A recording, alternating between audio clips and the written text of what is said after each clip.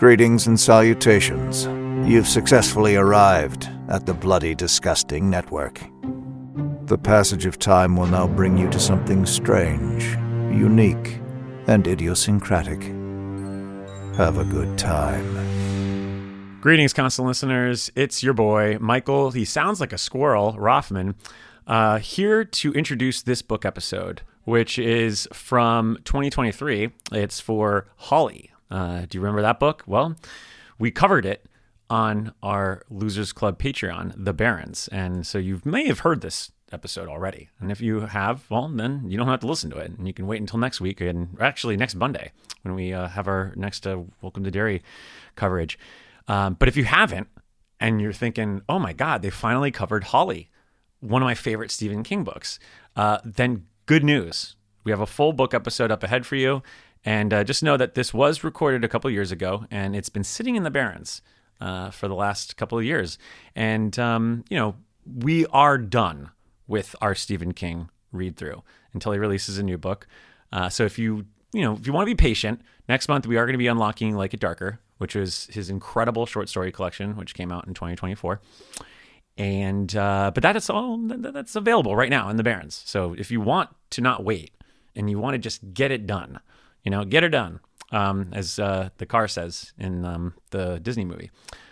You can go get it right now at patreon.com/thebarrens, in addition to the latest Stephen King novel, Never Flinch, which stars, you guessed it, Holly Gibney.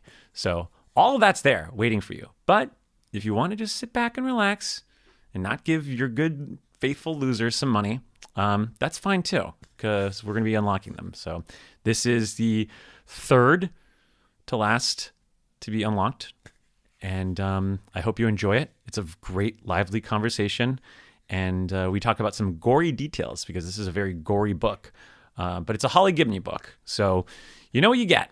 And what you get is a fun Losers Club discussion, so I hope you enjoy it, and I hope to see you on Monday when we talk more dairy.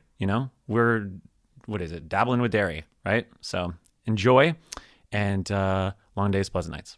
My friendship to all of you precludes my involvement with any one of you. But if you want to make love, then I do too, and I'll be right there behind you. All in the name of oh, all in the name of oh, all in the name of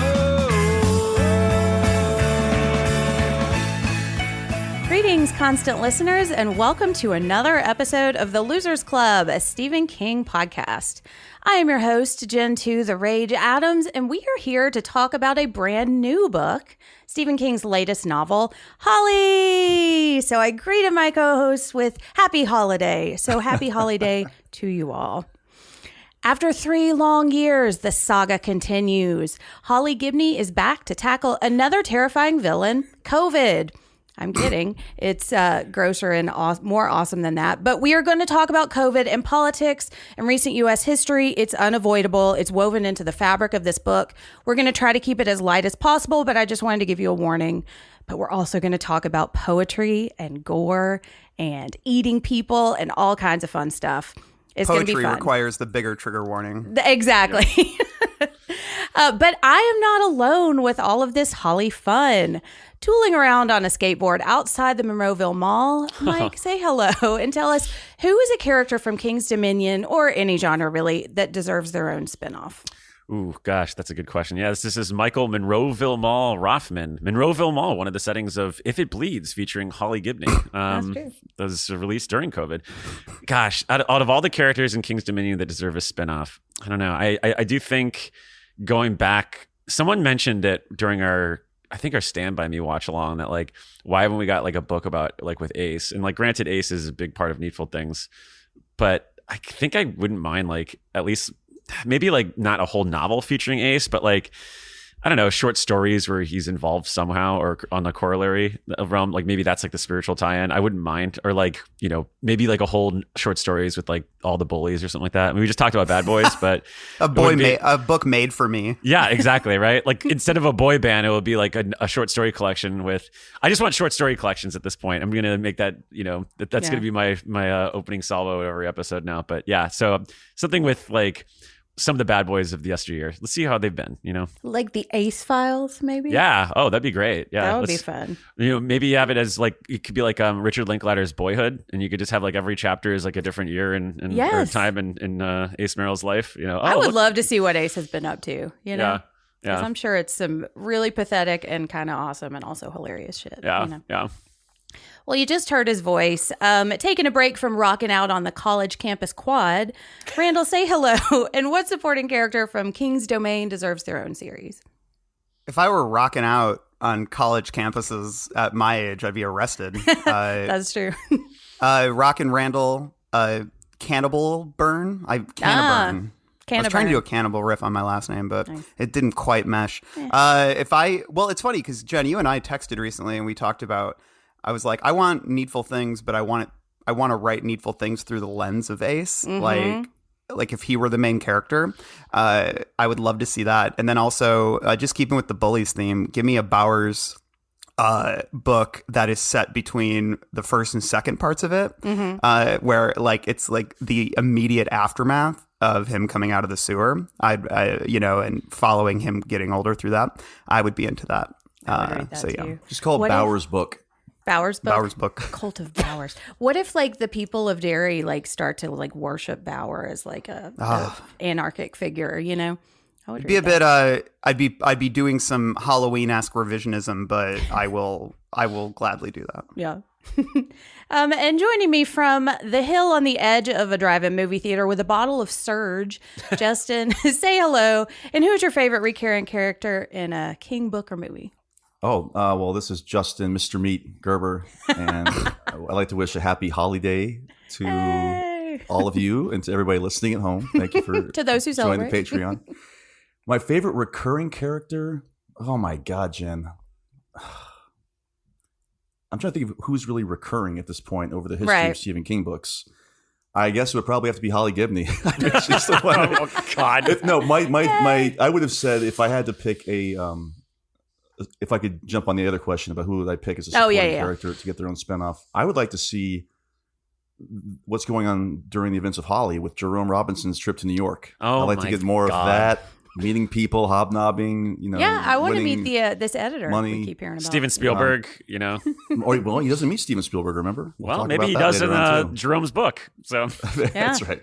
Like a real. Well, I'd like to see that. Yeah, just call it Jerome. And it'll be like it'll be like when they did the Twilight books again, but it was from Edward's point of view. Oh yeah. Was it like Rising Sun or Waning Sun or something? Call it Rising Jerome or something like that. Rising Jerome. Well, I think my answer would probably be obvious. I want to see Charlie, but I think like I would really love to see Alan Pangborn pop up again. I had this erroneous hope that he was going to show up in this book. I don't know why or where I thought that was coming from, but I was like, what's the greatest thing that could happen to this book is Alan showing up. Heard you had some problems. Exactly. Heard you're in need of a male protagonist to guide you through this mystery. You remind me of Pangborn now retired. You remind me of a certain detective I worked with on a couple books ago. Right. Ralph Anderson. Oh, God. So, let me see your knuckles. All right. Well, let's hop on over to the Derry Public Library. Mike Hanlon, if you see... Excuse me, sir. Do you have Prince Albert in a can? You do? Well, you better let the poor guy out. Tell Mike Hanlon that I had to go, that I had to get cleaned up. Tell him I'll see him tonight. Get out! Last chance, Tosha. Get out! Get out! Which is where we talk about this book and how it came to be. So not a whole lot of history because as we record, it's actually not out yet. I had a hard time even finding reviews because I'm not sure when the embargo lifts. But so the book is or has been, for future listeners, released on September 5th, 2020. 2023. That's this year. Wow. And the blurb we got is Stephen King's Holly marks the triumphant return of beloved King character Holly Gibney.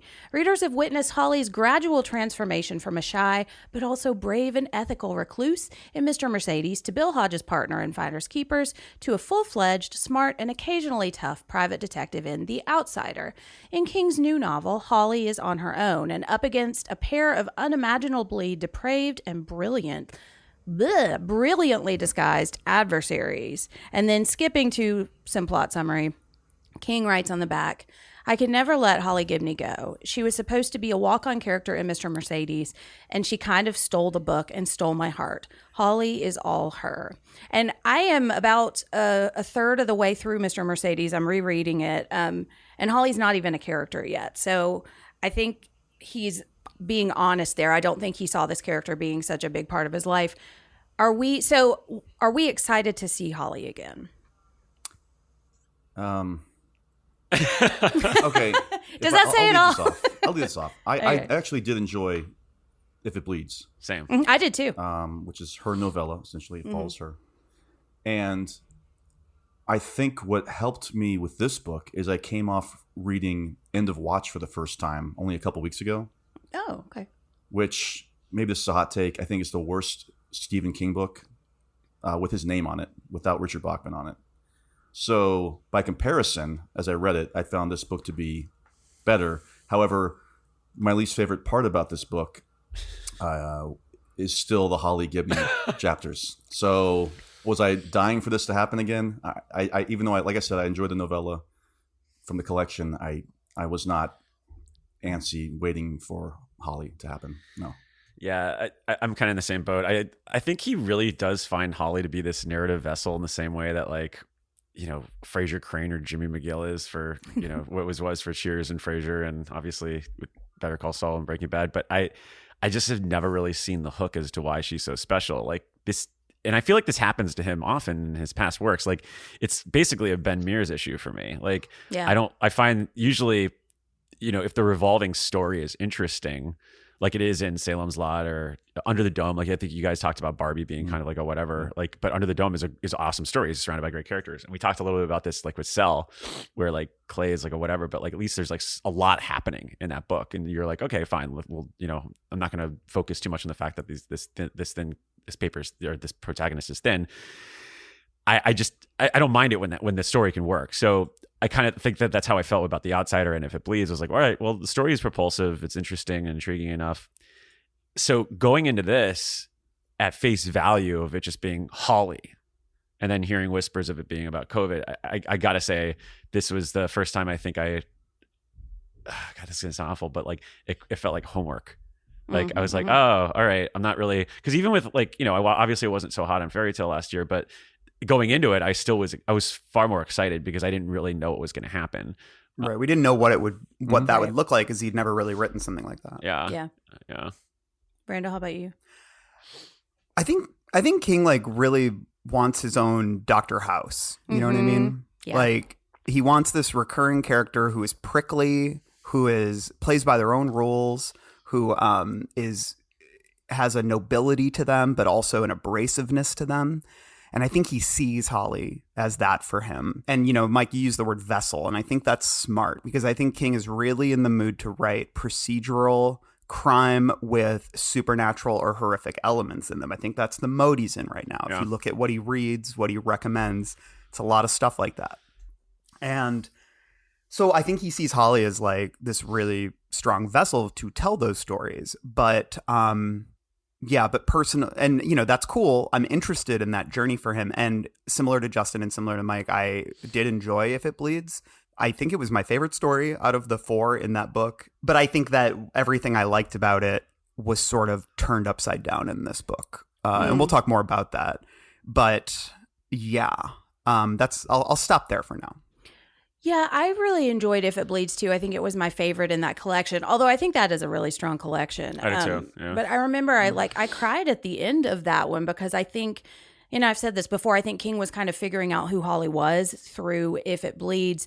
And I also did not like End of Watch. Although I'm enjoying Mr. Mercedes a lot more than I did the first time.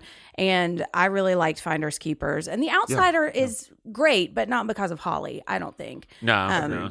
Yeah. But I don't know. It's like If It Bleeds almost feels to me like The Body to it, as the stories feel very similar in a lot of ways, like this to Holly. So like as I'm reading about Holly in this story, it almost feels like King has already kind of figured out who this character is, and he's kind of retreading a little bit of that work on If It Bleeds. Although I will say I enjoyed this book a lot, but like Justin, I liked the non-Holly stuff better than Holly. But I was excited to see Holly again, because if I had to choose between Holly and Bill Hodges, I would hands down pick Holly, because no shade to that guy, but he's just not my favorite. That's a tough choice there. Yeah. Now it would be Ghost Bill, so maybe it would be a little Ghost Bill. Oh yeah. Maybe Ghost Bill would be funny. Get a little later action. They got great salads in heaven. God. Well, and Randall kind of touched on this a little bit, but why do we think King is so enamored with this character? What do we think about Holly makes him want to keep coming back? I'm reading it now as he's trying to do his own Miss Marple. Like Agatha Christie style. I think he's just going to have these mysteries pop up every year. Because we heard that apparently he's got another Holly book coming out next year. Oh, that's right. Yeah. And I just feel like that's the mode he's going to be in for, I don't know, at this point, the foreseeable future. We joked a couple of years ago about, is Holly going to appear in more books than Roland? Yeah. And we're on our way. Yeah. We are on our way. So well, technically two more, because he's in a little bit. He's in Wind Through the Keyhole, right? Roland is? Yeah. Okay. Yeah. It's been And he's a also while. in the Little Sisters of Illyria story. Right. So he's in 9 stories, and Holly is now in 7. 5 books, 1 novella. Yeah. And she's got another book next year, so she'll be 2 back. Yeah. Roland is also in the Institute. He's one of the wow. kids in the Institute. I think he pops up. I think he pops up in the Colorado Kid. Also, he's like, wow, this island's really cool. I think he is the Colorado Kid. Yeah. He's like, well, there was actually he didn't. Well, he took out the final chapter, but there was a door next to the body, and Roland happens to walk in it. But I was thinking about this question a lot, and it's also been in tandem with just my recent feelings with Bruce Springsteen. Like seeing him, I saw him live a couple of weeks ago, and then I've been really kind of digging into just where he's at right now currently, and they're roughly around the same age. And I've always when we talked about what musician do we think King is most like, I think I really leaned into Springsteen there. And what I've ultimately I love a lot of the later output for Springsteen. Honestly, some of my favorite albums of the last of his work are from post 2007. But he also has these moments in his later works where you could tell that he has these personal obsessions that maybe not necessarily the fans are interested in, and it's just something that he has a personal predilection to. And one of the things is when he did the Seeger sessions, and I think me and Caffrey we're huge diehard Springsteen fans, but I feel like me and him are on the same page that we're I wasn't crazy about the Seeger stuff. I was this is cool, I'm glad he did it, but then it would songs would pop up in every show, and then he'd have 1 or 2 songs, and there'd be influences of that style in his works, and later on I'm all right, that's enough. And it's not even, and it feels awful saying that, because obviously this is an artist, the artist should do what he wants to do, but I just feel like King is like that now, and he's like that these icons where he's basically just making the albums that he wants to listen to or he wants to play in. And I think even when he talks about it, I always got the sense that even when he says oh, I got another Holly book, it's almost apologetic. When he's saying it, in a lot of interviews, it's almost like this, and I got Holly. She's coming back. It's almost like there's a self-awareness of I'm doing this for me. I want to make these books. And granted, he's always doing that for himself, because it's that's, all writers are going to have that personal touch to it. But I do think that this is certainly coming. This is a more personal flex than when he was saying all right, I want to go do Cell. So I'm sorry, I don't know if I agree with the fact that he's apologetic about it. I think he thinks everyone loves it. Maybe I look at the blurb on the book, and I know you have a question about this, John, but I'll just say briefly, it's the beloved character Holly. Everyone can't wait for her to come back, and I'm somebody's blowing some smoke here. I just don't know as somebody who has his ear pressed to the ground of the Stephen King verse, like, and King's Dominion, I can't say that I've seen a lot of excitement about Holly as a character. And again, that's relatively anecdotal, but I am someone who is embedded in this world to some degree. Yeah. And I think he is willing it to happen. And that's the thing, is he has the power to do that, because he's like, it's not like his publisher is going to say no more Holly books, right? King can do whatever he wants. And he's going to make fetch happen, to quote the Youngs. And I think that's his goal with Holly. I think Holly too, and if I'm being honest, like, I think that Holly is a good vessel for him also to, how do I phrase this? Flex some of his, I think, like, evolved modern political beliefs. And I'm saying this slightly, but I think it's like, I think that he, if you follow his Twitter account, which I wish we didn't have to, but we do, he tweets a lot about politics, and he tweets a lot about, what's good and what's bad in America and things like that. And I think, and the thing is, I see a lot of that stuff manifesting in Holly. A lot of the stuff, it feels like the rough drafts on Twitter manifest through Holly in books. Mm-hmm. And this is the problem when you kind of follow someone on social media, like an author on social media, is the characters begin to blur with the real person. Yeah. And I wish that wasn't the case, but because I don't like that in fiction. But at the same time, King even says in the afterword of this that, like, his opinions do dovetail with Holly's. Like, he doesn't place a distinction between Holly and him. Mm-hmm. And I think, like, as people who follow his taste as well, like, he tweets about Netflix shows all the time.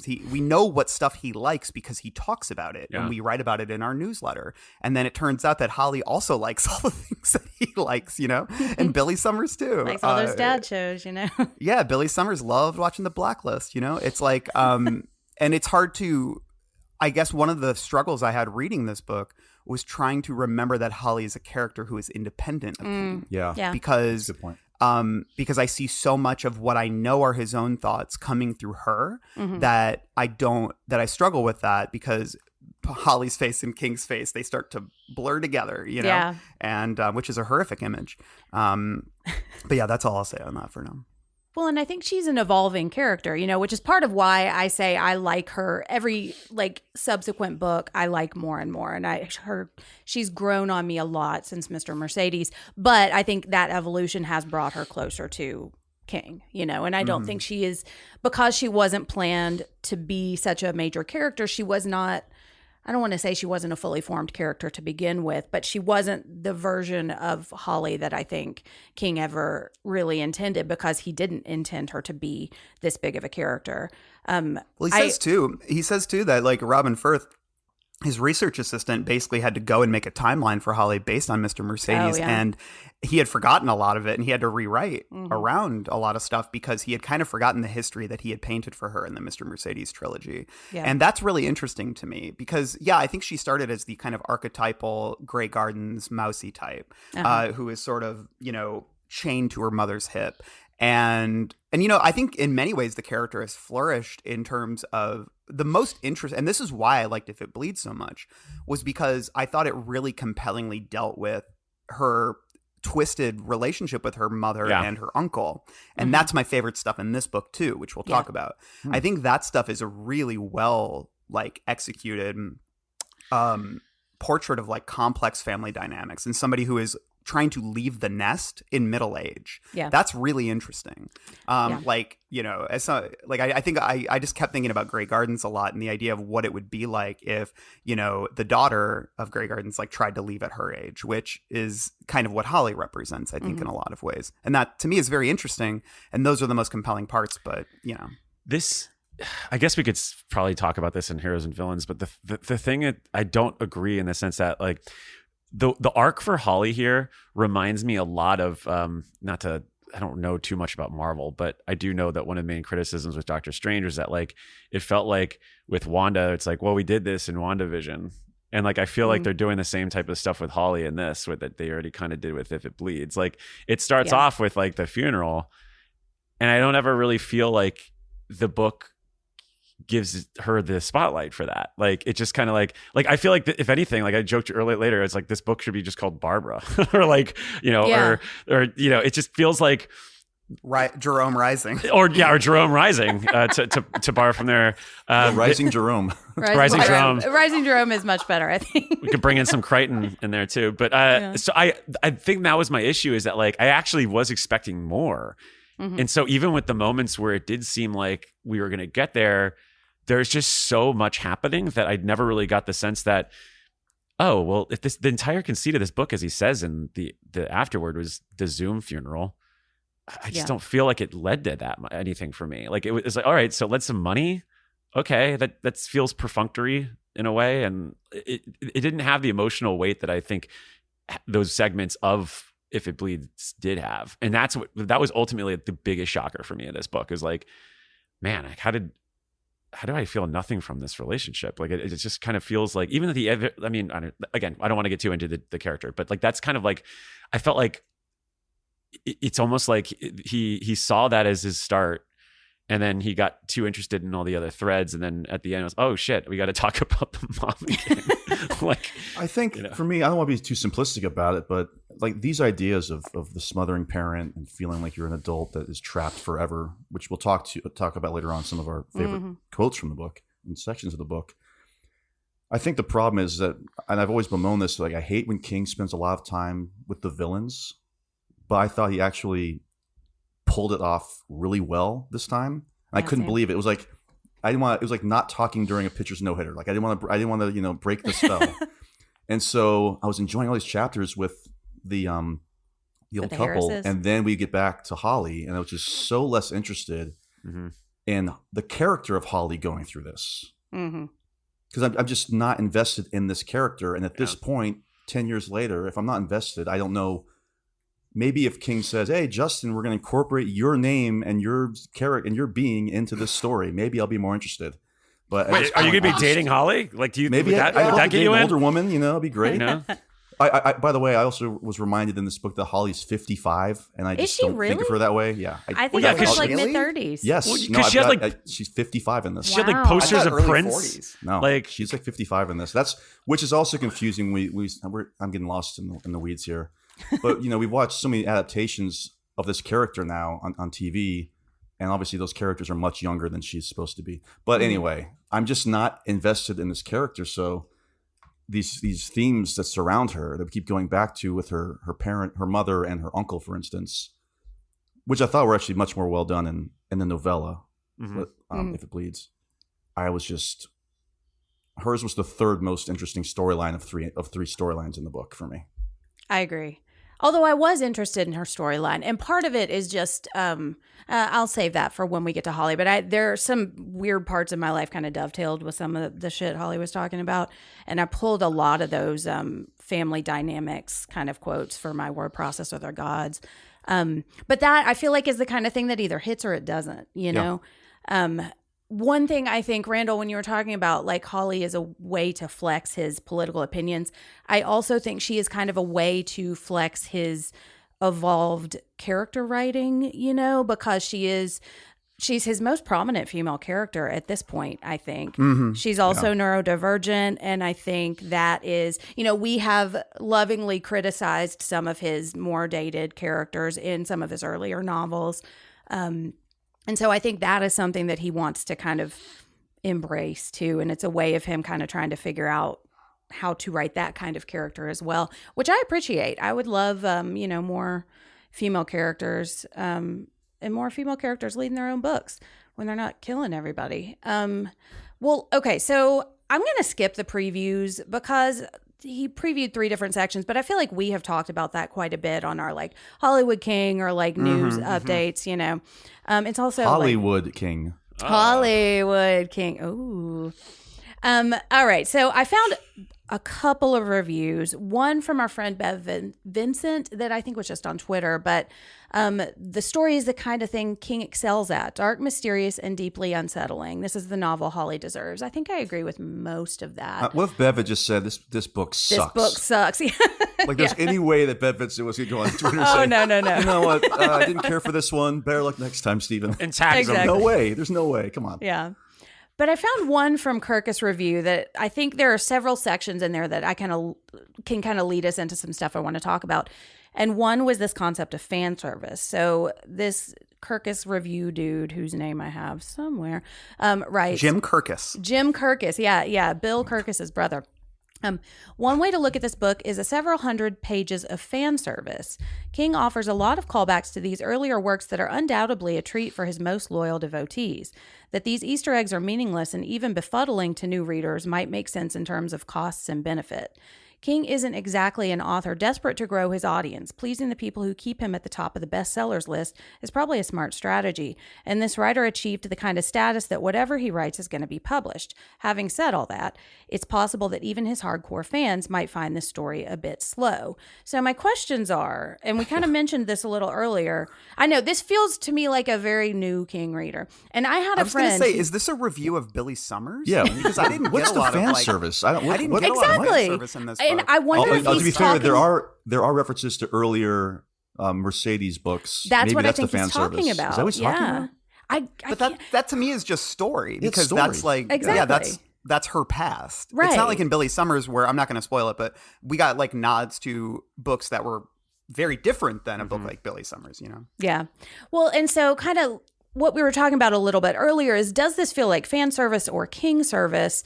And I saw a lot of people, or in a lot of places, calling Holly a beloved character or King's favorite character. Does this ring true to you?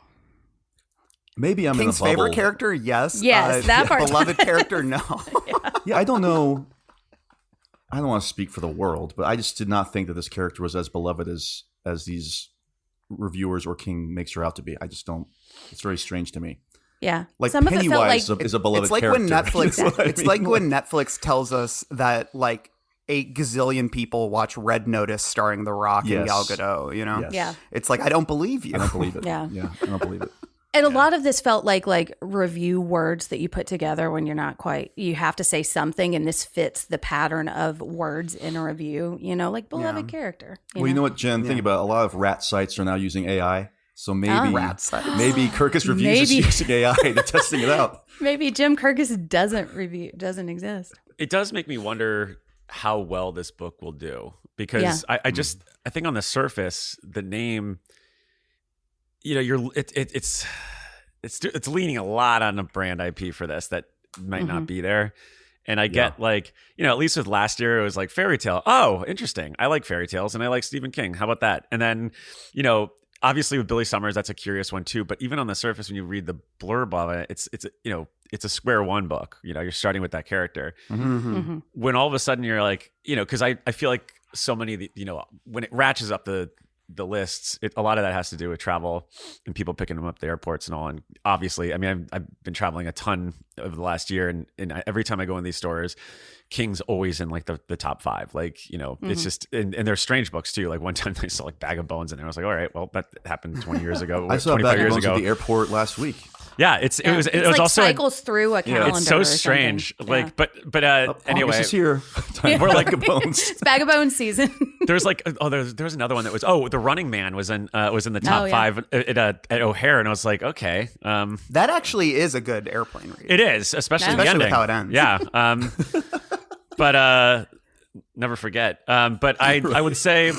But with this, it's just, I just don't know what the sell is here. Like, I feel like the cover is gorgeous, but I'm very curious to see if this is, I mean, it'd probably be a bestseller just because he's King, but like, I don't know if it'll do as well as like Fairy Tale or the other. I just don't know. Like, I'm very curious to see how this goes. And I'm wondering if this is going to be like a Disney situation where, like, if it doesn't do that well, are we going to get another Holly book? Oh, yeah. Are they out just where going it's to like, nix Holly, you know? Yeah, I think he's probably got it, you know, honestly, because he finished this. I think you said when you guys interviewed him last year that he finished this book that weekend, right? Yeah. So I'm surprised if he's got the other Holly book wrapped. Might. Yeah, probably. Simon They're like, Schuster you know, maybe shows we up take a and break says- from Holly King. Sorry, Yeah, already got it written.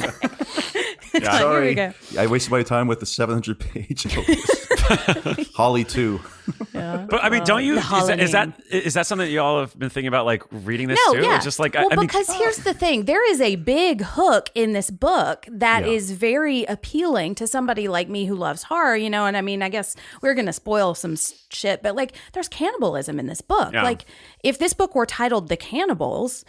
I think that would be a great book, and I think it would do well. I think that would sell so much better. Yes, and it would suit the book better. Yeah, I think so too. I agree. I mean, granted, it would spoil something that we learn about 100 pages in, but right. It's still... I so wanted to text you guys and was like, "It's a cannibal book" when I got to that point. I'm happy you did not spoil that. It is awesome. Yeah. Why don't you just call it The Academics? Academia, or the profs, Mr. and Mrs. Profs. What's Mr. and Mrs. Meat? That sounds porn adjacent. I like that. What is Jason Schwartzman's show name in Funny People? It's just like Hey Prof or something. Hey Teach or something. Hey Teach. Like Hey Teach. Is it Yo Teach? Yo Teach. Yeah. But Yo Profs like could be the title of this book, and like same cover. But speaking of saying things like "Yo Profs" and "Hey Teach," another element of this review was there are also issues in terms of style. Much of the language King uses and the cultural references he drops feel a bit creaky. The word slacks occurs with distracting frequency. King uses the phrase keeping it on the down low in a way that suggests he probably doesn't understand how this phrase is currently used and has been used for quite a while. Gotta watch the R. Kelly video. I know. Well, and I found Jerome says mucho research, and either Holly or Barbara says that would be mondo nasty. So my question, aside from all of the COVID recent stuff that we are going to talk about, but does King still feel like he has a contemporary voice, and has he ever felt like that? I think it's no coincidence, and I mean this with affection, that the best written characters for me are the old people, the old ones. Yeah, I agree, because they're roughly his age, right? Mm-hmm. And I think that as the years go on, the farther and farther he is getting from the youth. Yeah, the we talked Institute's about a great this, how example. great he writes the kids and the body and it, and those books take place. Well, you know why? Because 70 years ago. Those were kids from the 50s. That's what I'm saying. Yeah. Those were from 70 years ago when he was a kid, and it's or just like not Pet Sematary when he had kids. Yes. Yeah. Yes. Yeah. Well, Jerome's computer password is shizzle. Oh, is this 1999? I know. At least it's not for shizzle. Jerome's a perfect example, because it's like the way he talks about New York is ridiculous. Like he's like the thing that drove me nuts. Like, I'll never share this galley just because it's filled with. My notebooks look insane in this right now, or my notes do. But the scene where he's calling from Central Park and he's talking about aspects of Central Park that are marvelous to him.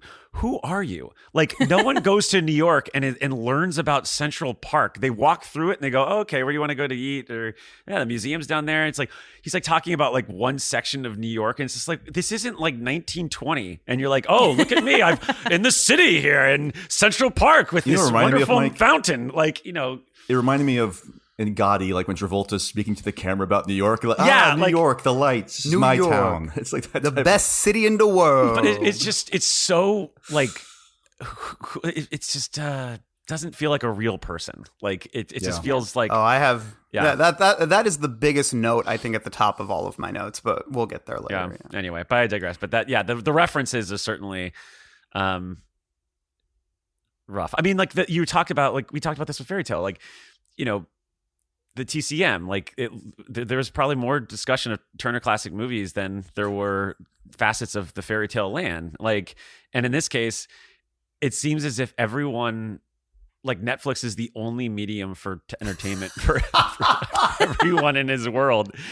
And it's just funny. Like for me, I always find it humorous just because we always talk. I mean, it's just, you mentioned earlier, Randall, it's like we have dedicated our lives to his life. So weekly podcasts on what he's doing. So when I find things and I get to Rick Dalton it and go, hey, I know that. I've seen him tweet about it. Hey, I know that. It's funny, but then also like, I don't get anything from the character though. Like, I'm not like, I'm just, yeah, all right. And that's seemingly what most of these references do. It's just me seeing like what his scrapbook of entertainment has been in the last 2 years or something. But yeah. Well, okay. So I've got one more element of this review. And I swear it was really the only one that was worth anything that I could find, mostly because I just think the embargo is not up. And I want this to lead into structure and format. So structure and format.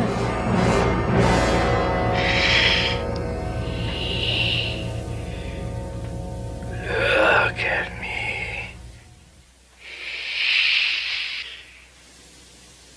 Look at me, teacher. All right. So he said, and I disagree with this, and I want to hear your thoughts. The biggest problem is that this narrative is framed as a mystery without delivering the pleasures of a mystery. The reader knows who the bad guys are from the start. This can be an effective storytelling device, but in this case, waiting for the private investigator heroine to get where the reader is at the beginning of the story feels interminable. So moving into question structure and format, the novel runs on parallel tracks for most of the story. There's Holly beginning in 2021, right after the death of her mother, and the Harrises, who are our villains. And their story actually starts the book back in 2012, and then we kind of continually jump forward in time, learning more and more about their like nasty crimes. So my questions, and I've got a couple, but does this structure work for you? Which track, we've already talked about, I think, which track we find more interesting.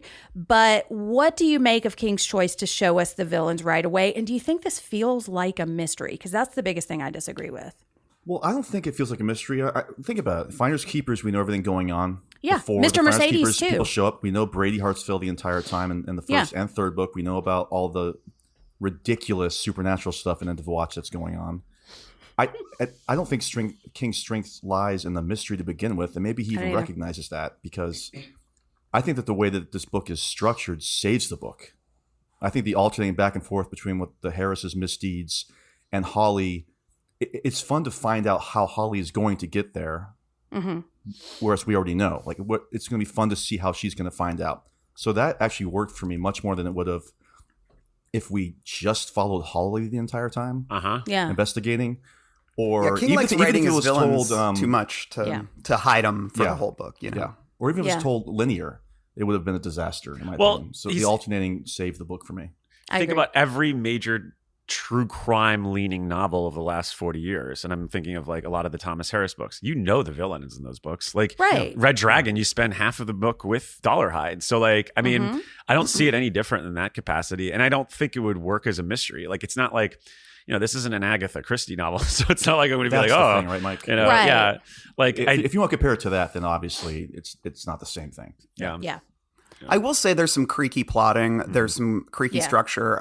You know, one thing I was chatting with Mike about a little bit, you know, near the end of the book, and we are getting into spoiler territory, just so you know, like when there's like a whole scene of Holly, you know, after she, you know, dispatches the Harrises, we cut to Barbara, and there's this whole scene of her like preparing for her heroic stand where she like gets a gun and she's like working herself up, and we already know that Holly's like all she's going to do is save her from the prison, which is important, but they're setting it up like Barbara's going to like save the day, but they're already dead, and there's no surprises, there's no villains in the wings that are going to jump out, you know what I mean? So that's where I was like, this is a little weird. Like, we're getting this whole like amped up chapter that goes on for quite a while about Barbara like going to save Holly when Holly has already saved herself, and I was kind of like, there's not really much tension here. And I think that there was a few moments like that throughout the book.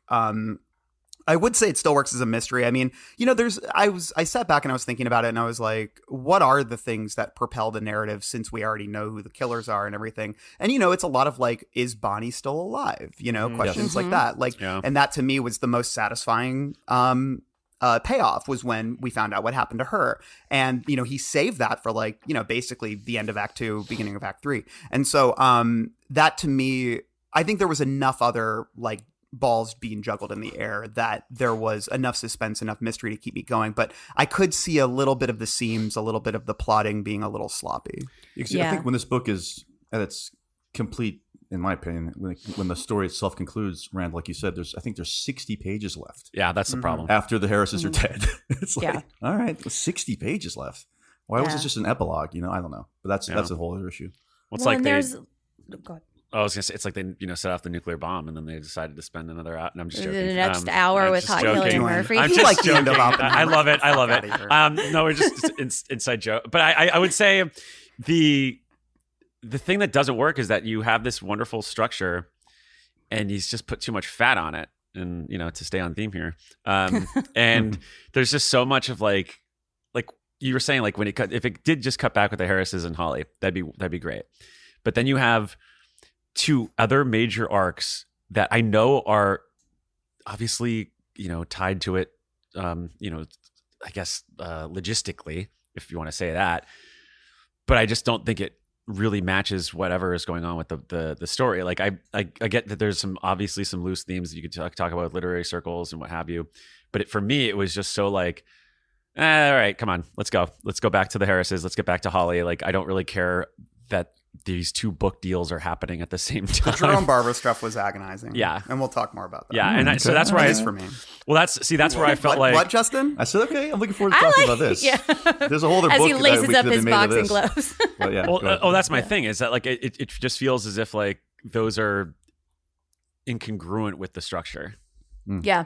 Well, and I feel like he almost got a little too beholden to the structure towards the end. Like, I don't know if he felt like he could let go of the stuff that doesn't matter to the like immediate plot, because there are some painfully like people leaving their cell phones and specifically not answering an email because they know. And it's like, oh, he's trying to keep his characters apart, and you can feel that. Yeah. But I think one of the most intriguing mysteries to me is like, how bad is this Harris shit gonna get? Like, how gross is it? What are they doing with these characters? And I wanted to know more. And so with that beginning, like I loved when we got a Harris chapter, because it was like, oh, we're gonna get a little more gross shit, The liver, like the mystery of what the liver is really great. Love that. Like that was something I love finding out more and more about what that was about. Like that's such a chilling image, the idea of putting like that we get right at the beginning of the book, which is putting this like raw, like bloody liver on the ground and like basically just without a word, like giving it to him. Like that's super creepy and really effective. Yeah. And then it's like, let's go see what's going on with the Zoom funeral.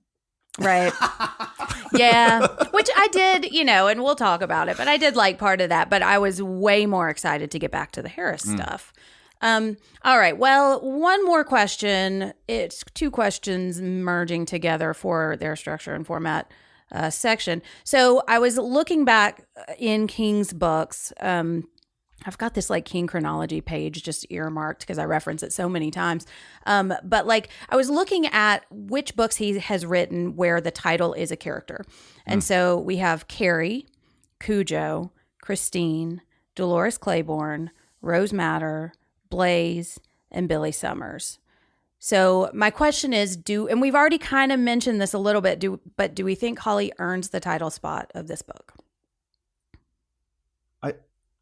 Despite the fact that we spend a lot of time obviously with the Harrises and Barbara and Jerome, I still think you spend most of your time with Holly. Yeah. Don't you? So I don't know. I think this feels more like her book than it would for any of the Mercedes books, Outsider, even the novella. Yeah. But like imagine if Salem's Lot was called Ben, it's like. But that's such an ensemble. That's such a huge ensemble. True. But this feels like it's much more, besides the flashbacks, the main story, it feels like it's her book. Like I think about Carrie. Carrie should be called Carrie because everything revolves around her. It's not just that she's the main character. It's that she is also the main villain, and she like the entire narrative revolves around what is happening inside of her and inside of her head and inside of her hands. Like that is a book that should be called that. Cujo, I think, is very similar. The events all revolve around this dog that is not necessary. It is a character, but it's like it is rather this presence that it takes on a larger, like haunting, horrific, like representation than just the dog. So Cujo is something that is bigger than the dog. Holly, to me, if you're going to call your book that means that the entire narrative in some way hinges on something that is extremely, I don't know, that really matters or that is very important to that character. And for me, she's just sort of I don't know, the engine that's driving the book in some way. She's the one who's just moving us forward. Mm-hmm. She's got interesting character developments, but it's not as if what happens with her mother and uncle and the stuff that happens with Jerome and Barbara and her relationship to them necessarily all intertwines cleanly with what's happening with the Harrises. This is essentially like a procedural novel that has some character elements, and I don't see Holly being essential to the book. You could have swapped her out for another character, you know what I mean? Because I would agree. The narrative does not hinge on her. Yeah. She is just the character who leads us through. So that's why I say no. I mean, honestly, that it's like what I said earlier. It's like I think even Barbara would have been more fitting than when you think about it. At least there's the most arc that happens is arguably with her, because there are things happening that she's having to, personal things that she's having to deal with on her own, even if they feels a little too surfacey at times. But I never really get the sense that like there are really any big trials or tribulations for Holly. Like even at the end, it just feels so like Marvel-y, like Marvel movie-esque, where it's just like, she answers the phone, "Hi, I'm Holly Gibney." And it's like, oh, okay, well, I guess she's going to go off to a case and the case is going to define her as opposed to the character defining who she is. Like, I still don't know really anything about her other than the fact that she seemingly is addicted to the evil that's out there, I guess, that she would use to, or she has this compulsion to do that. I just, there's never any depth to it. So I think that's what I was expecting to get from this book, and I didn't get it. And so in that sense, I don't think it earns the title. What we talked about earlier, I just don't think it's marketing wise, it's a smart title for it either. So if it was called Dolores Claiborne, do you think it would have worked better? Probably. Oh, I would have bought it. Yeah. Well, Dolores Claiborne's a good example because it's like her literally her telling the story. Yeah. And it all completely hinges on the actions that she takes, Yeah. Well, also think of it this way too. Like, all right, so if you're going to title the story the character's name, this is probably going to be the story for them, right? That's what I was just going to say. Like, there's a finality that I feel like he's implying. It's like naming the final book of the Dark Tower series The Dark Tower, you know? Yeah. And or like I'm also thinking kind of like of Castle Rock with Needful Things. It's like once we get to this point, if this is Holly's story, like I was really expecting her to die in this book. Oh, really? And I wonder, not really once the end of it. Would have been awesome. I was expecting where she just dies in the hospital after a whole epilogue. No. Happy birthday like to me. What's he gonna name the next one? This feels like the title Holly should be saved for the end of her story. You know what I mean? Like this is it. You know? Or like if you looked at Holly's like when you think of Cujo or Christine or Dolores, like Dolores Claiborne's a really good example because it's like that is the story that's going to define her. Yes. Like when you think of if there's any other, there's probably other stories that could have happened with Dolores Claiborne, but that's her story. Like this is her story. So like when I think of this, it's like so the story of cannibals is that's what she wants to be known for. I guess so. I guess. I mean, it's just strange. Cannibals are kind of cool, in an evil way, but. Yeah, Dolores Rising, Rising Dolores. I would read that. That sounds like my fanfic, actually. All right, well, let's move on into our next category, which is the hook. Ah, yes. Don't you see? Don't you see how clear it all is? Not only can you see the future, I can change it. You can change it, exactly. All right, so we've kind of been hinting at this, but there are three kind of plot lines going through this novel. So let's talk about it. And Justin, I think you said you had an author's note from King, right? Are you talking about his note at the very end of At the end of it, yes. Yeah. Do you want to read that? I can. No, the three plots you're talking about are those COVID, anti-vaccination, and MAGA? No. Yes, exactly. Okay, Yeah. Okay. Well, I think, it has to be said, we were joking early on about a lot of the quote unquote real life material that made its way into this book with COVID and vaccinations and Trump and whatnot. And I thought he was just unaware of how overt it all was, but he does actually have a major note at the very end of the book. And I'll read it now. He says, "A considerable portion of the American population, not a majority, I'm relieved to say, are anti-vaccination. These folks may think the COVID through line in Holly is preachy." And in parentheses, the term for this sort of fiction, which I sort of love, is quote unquote soapboxing, end of parentheses. That's not the case. I think fiction is most believable when it coexists with real-world events, real-world individuals, even brand names. Holly's mother has died of COVID, and Holly herself is a bit of a hypochondriac. It seemed natural to me that she would hold strong opinions about COVID and take every precaution, cigarettes accepted. It's true that my opinions match hers on the subject, but I like to think that if I had chosen an anti-vaccination character as either my protagonist or as an important supporting character, I would give a fair representation of those views. We don't have to get into all of our personal views. If you're on our Patreon, I think you know us pretty well at this point. We don't get into that. Yeah. But I did take umbrage with him saying that he seemed to allude to the fact that only people who are anti-vaccination would find the writing of the material preachy.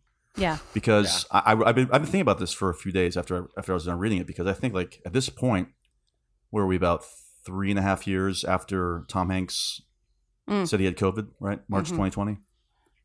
Hashtag Night of Hanks. Yeah, that was the night COVID became president. The night basketball, the NBA shut down. Hashtag Sleepwalkers coverage. That was, I think from the best night. A fictional piece of pop culture that this is the preachiest material I've read or seen or heard. From him. That's this overt. No, from anybody. From any material, anything I've watched in the last 3.5 years. I mean, there's just so much of it. I mean, I'm hoping that you've read it at this point, dear listeners, if you are listening to this episode. But everybody, like King says, Holly's mom, not only is she anti-vax and MAGA, she also dies for being anti-vax. Pete's got long COVID. Jeremy can't fly home because his flight was canceled because the crew had COVID. Bonnie is falling out with her dad because he's MAGA. And if these were just events that were happening in the background, kind of just in passing, I think it would work better. But we were joking about how every time you're in a Holly chapter, COVID or the virus is being brought up like twice a page. And it was just so intrusive. And the things I mentioned, it's the tip of the iceberg. I mean, I think the problem is that it ultimately overwhelms and tears us away from the far more intriguing storyline of a pair of retired professors who are kidnapping and eating people. I agree. Yeah. I mean, and go ahead, Mike. I have some more, but go ahead. Yeah, I mean that's 100%. I think that like these events are like they clearly boil his blood so much that this is the first time I've really ever seen it counterbalance the focus and the narrative. Like I felt like he was so much more obsessed with getting in these I'm going to say tweets, but thoughts that these define the subjects more than actual genuine character or even genuine conflict sometimes. Like I just felt like at times I wasn't even in an organic situation. I just felt like I used the word vessel earlier, but like the same way that SNL uses like fictitious situations to get their themes out there. Like that felt like, oh, this seems to exist only so he could say this one thing. Yeah. And that's a problem. So you can dunk on someone. Yes. Yeah. I've been thinking so much about like why I find Holly so deeply unpleasant in this book. And it doesn't have to do, here's where I'm going to try to work this out. It's like, it has nothing to do with Holly's particular feelings about COVID. Like, yes, it's obnoxious how nearly every interaction must in some way address masking and COVID. But like, as King points out in the afterwards, she's got good reason to feel that way. Her mother died of COVID after refusing to get vaccinated. Yep. And these are King's words. She's a bit of a hypochondriac. Do I want to spend 500 pages with a character like that? Not particularly, but there could be a good story there. And I think like buried, like nestled deep in here, I think there is one. Like my favorite thing about Holly, and this really, manifested If It Bleeds, is her relationship with her mom and uncle. I mentioned that. Like she was a Grey Gardens child for a while, pummeled into a state of perpetual infantilization by a toxic mother who carried as much hate for Holly as she did love. And like this book really locks that in with the whole subplot about Charlotte and Uncle Henry lying to Holly about her inheritance. And, Holly sort of read that as an effort to strip her of independence, drive her back into her mother's arms. And, but what I think is so interesting is that Holly struggles with the fact that she could never get the explanation from Charlotte about why that happened. Hold on. I want to read that section really quick because that that feeds into where I'm going from here. She says, had she left a letter, an explanation, justifications for what she'd done? No. If she'd left such a letter with Emerson, he would have given it to her.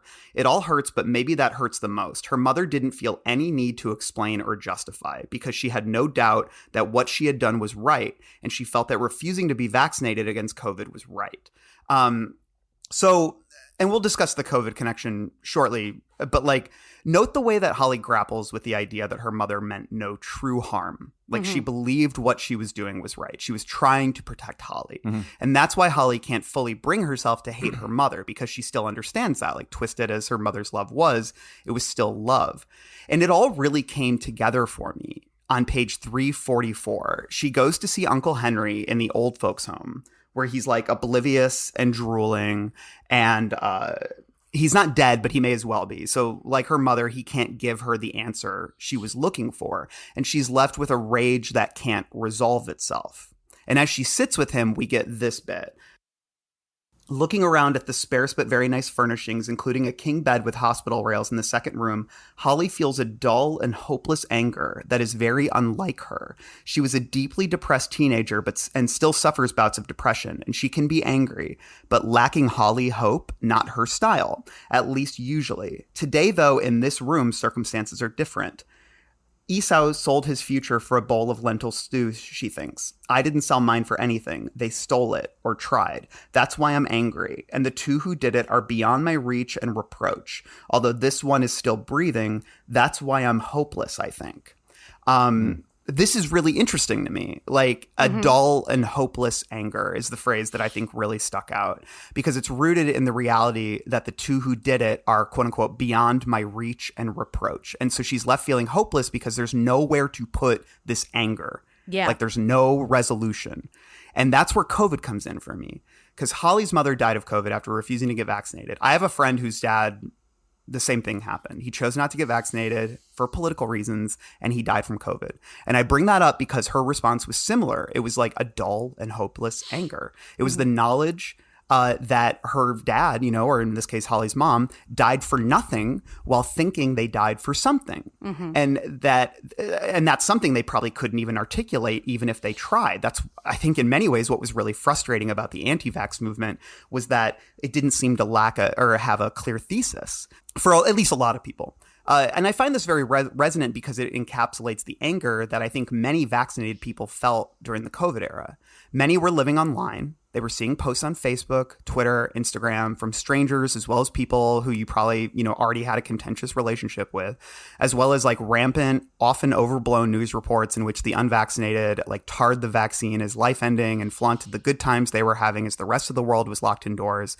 And to watch that from a distance and to be told by the powers that be that it was these very people who were prolonging social distancing measures and quote unquote lockdowns, that's absolutely going to cause like a kind of simmering rage that has no effective release valve.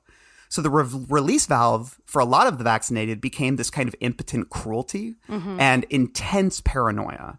And so like on page 372, when Holly won't return Penny's calls because she's, dealing with the Harrises, Penny crafts up this entire fantasy about Holly is out drinking instead of finding her daughter. She talks herself into hating Holly because she instantly thinks the worst of her.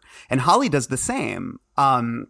This is more explicit to COVID, but after she meets that woman in the bowling alley, who of course is described as extremely large with a massive bosom, she like mocks Holly for wearing a mask and caring about COVID. And Holly takes, no pleasure, or Holly ends up like taking pleasure in the fantasy of this woman with an oxygen mask clamped over her fat COVID denying face. And now there's like something compelling to me about that anger. Like King himself is obviously too, but the problem is like King is obviously too angry himself to really interrogate that. Yeah. Instead, Holly, who King admits in the afterword, shares the same beliefs as him regarding COVID, she spends the entire book judging every single person she meets on whether or not they are vaccinated and still wearing a mask or greeting via elbow bump. When Penny tells her Bonnie took precautions about COVID before disappearing, the first thing Holly does is recall a security video of Bonnie going into a convenience store unmasked and thinking, so much for taking precautions. Like, this is a girl who is missing and probably dead. That is psycho behavior. Yeah. But it goes beyond that. Like, Holly is relentlessly judgmental. Like, when speaking to Lakeisha uses the word Indian to describe a campground she's at. Holly has to stop herself from scolding her as, quote unquote, these days Indian is considered a pejorative at best, racist at worst. Later, when she drives up to that campground, she sees a sign, I'm assuming very, very old, depicting a Native American holding a quote-unquote peace pipe. She wonders if the people who put it up realize how absurdly racist that is. Surely not. They probably think Old Chief Smoke'em peace pipe is a way to honor the Native Americans who once lived on Lake Uppsala and who now live on a reservation miles from where they once hunted. Holly then has to stop this train of thought before almost instantly commenting on how few people at this outdoor campground are wearing masks while outdoors. Later, there's an aside about how she doesn't talk on the phone while driving, and it's phrased like this. She never talks on the phone while she's driving unless she absolutely has no choice and thinks people who behave otherwise are idiots. It's not just against the law, it's dangerous. Near the end of the book, Pete's lost nearly 30 pounds due to COVID, and her first thought is, Holly thinks it would be good for him to keep it off, but she guesses he won't, human nature being what it is. This is a psycho thought to have about someone who looks emaciated after nearly dying from an illness. Yeah. And she also judges herself. She can't have a cigarette without feeling shame. But there's one particularly revealing aside. On page 354, she says, she'd like to think of herself as one of the good guys, smoking aside, of course. And I want to scream, because if you believe smoking makes you a good or bad person, you are doing this wrong. Mm-hmm. And this opens the door to why I can't fucking stand Holly in this book, because she thinks of the world as good and as bad. Mm-hmm. And true, King's long been interested in like broad notions of good and evil, like look at The Stand, obviously. But there wasn't like smugness in The Stand. In The Stand and in the majority of his other works dealing with these themes, he threw into question what we're even talking about when we talk about good and bad. In Holly, however, there's this like clear demarcation, and it's rendered in an extremely smug and self-satisfied fashion. On page 200, she's speaking to Bonnie's ex-boyfriend. And after speaking to him for a couple of minutes, she like threatens him with a lawyer if he doesn't pay his old roommate the back rent. Yeah, that was so. And when asked why, he goes, "Why would you do that?" And she says, "Because you don't strike me as a good person for all sorts of reasons." And I get the vibe with how it's written, like we're supposed to think she's a badass for this. Mm-hmm. But what Holly is to me is like a hall monitor. And that's fine if you want to live that way, but I don't trust or really want to spend time with anyone who thinks they have all the answers and that they are the good guy, as she says, like while also taking pleasure in the fat woman dying with an oxygen mask over her face. Like Barbara, too, maybe the only character in this book more pure than Holly, laughs when her mother says that Charlotte died of quote unquote stupidity instead of COVID. Like, I'd personally like to see the characters struggle with those feelings. Mm-hmm. But in the end, Holly's takeaway is just, yep, the world is filled with rotten people. Like, comparing Emily and Rodney to the outsider we get, because there was nothing supernatural about them. You couldn't say their evil came from the outside and comfort yourself with the idea that if there were malign outside forces, there were probably good ones as well. This is clearly an analog for the unvaccinated, and by extension, Trump, since in this world, the only reason you wouldn't get vaccinated is because of Trump, which is giving him too much power. Mm-hmm. But the thing is, there are malign outside forces. Holly puts all the onus on the individual instead of like the fucking myriad of institutional tornadoes that feed into our grievance. A poor COVID response from the government, a dearth of stimulus money, a sloppy and easily corruptible PPP operation, and perhaps most important, an entire fucking news apparatus that turned the pandemic into a culture war issue and fed into the cultivation of knee-jerk hatred when there was still so little we concretely knew to be true. Mm-hmm. On both sides of the aisle, the mask became a symbol of whether you are good or bad. And this simplification for me brought out the fucking worst in humanity because it caused people to assume the worst about their fellow man. Mm-hmm. And I was struck when they find Emily's diary at the end. And not only does it turn out she's a racist, she's a hysterical racist who just wrote the N-word 1,000,000 times across multiple pages. Like, these are the thoughts of somebody who spent way too much of the pandemic on Twitter. Yep. And the fact that he randomly mentions like murder hornets, a thing that went viral for like a week on social media before disappearing into the ether, it kind of proves that this book was born of Twitter brain. Okay. So does like the fact that multiple characters will bring up almost entirely unprompted how the election was stolen from Trump and that COVID is fake, which is, I mean, maybe I'm sheltered, but like, like that's not something I ever encountered in the real world, like unprompted kind of stuff like that. Like Pete talks like a post from the CDC too. Like Delta infects people who've been double vaxxed. Yes. I'm a case in point. And people who don't really get sick from this Delta is the carry issue, 4 Randall. times. This is the issue because everything you're saying, like, yes, all these things happened over the last few years to people, long COVID, people dying of COVID, anti-vaccinations. Yeah. But the best works of fiction, all fiction is manipulative, but the best fiction hides the manipulation.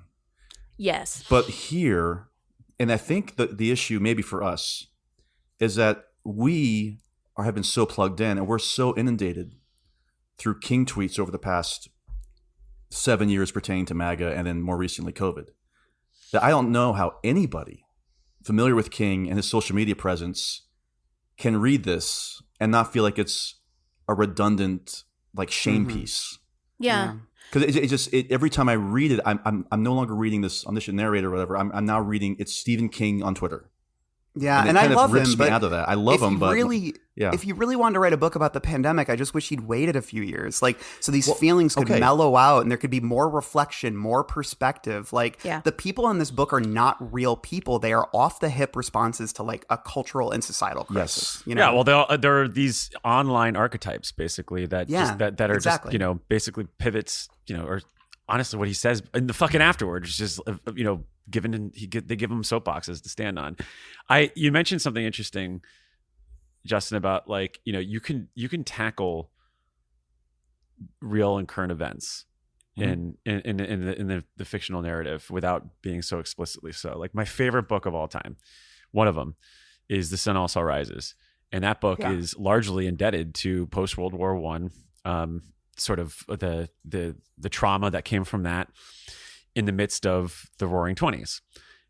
But, Hemingway doesn't explicitly state all these things. It's not like, he's like, oh, Jake turned the corner, had a glass of wine and thought, geez, 1917, what an awful, disastrous year with the, between this, blah, blah, blah. And, God, I really need to get another drink and smoke. And it's not that explicit. It's just letting the narrative breathe and allowing the, the political subtext to exist in those actions.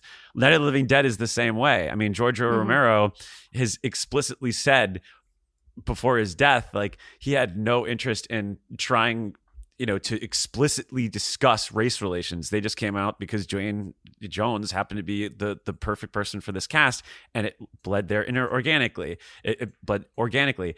So much of what you can discuss and comment in the world should organically come through when you're doing the narrative that is set in that world, because by nature, because we're adapting and we're dealing with situations in that world, we should be contending with it just by nature. I think King possibly thinks he's doing that with this by setting it in that time. But I think it's exactly what Randall is getting at, is that like it's so, God, I don't know how to say this.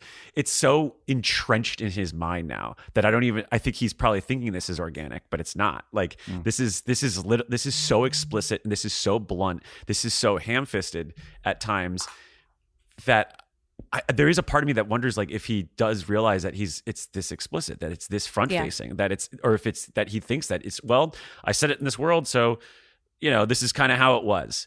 But it's not. It's not how it was. This is not how. I've never gone up to someone and literally said, "Oh, Pfizer, Moderna." Like, I've never done that. And I'm a hypochondriac. I am such a fucking hypochondriac that I can't even.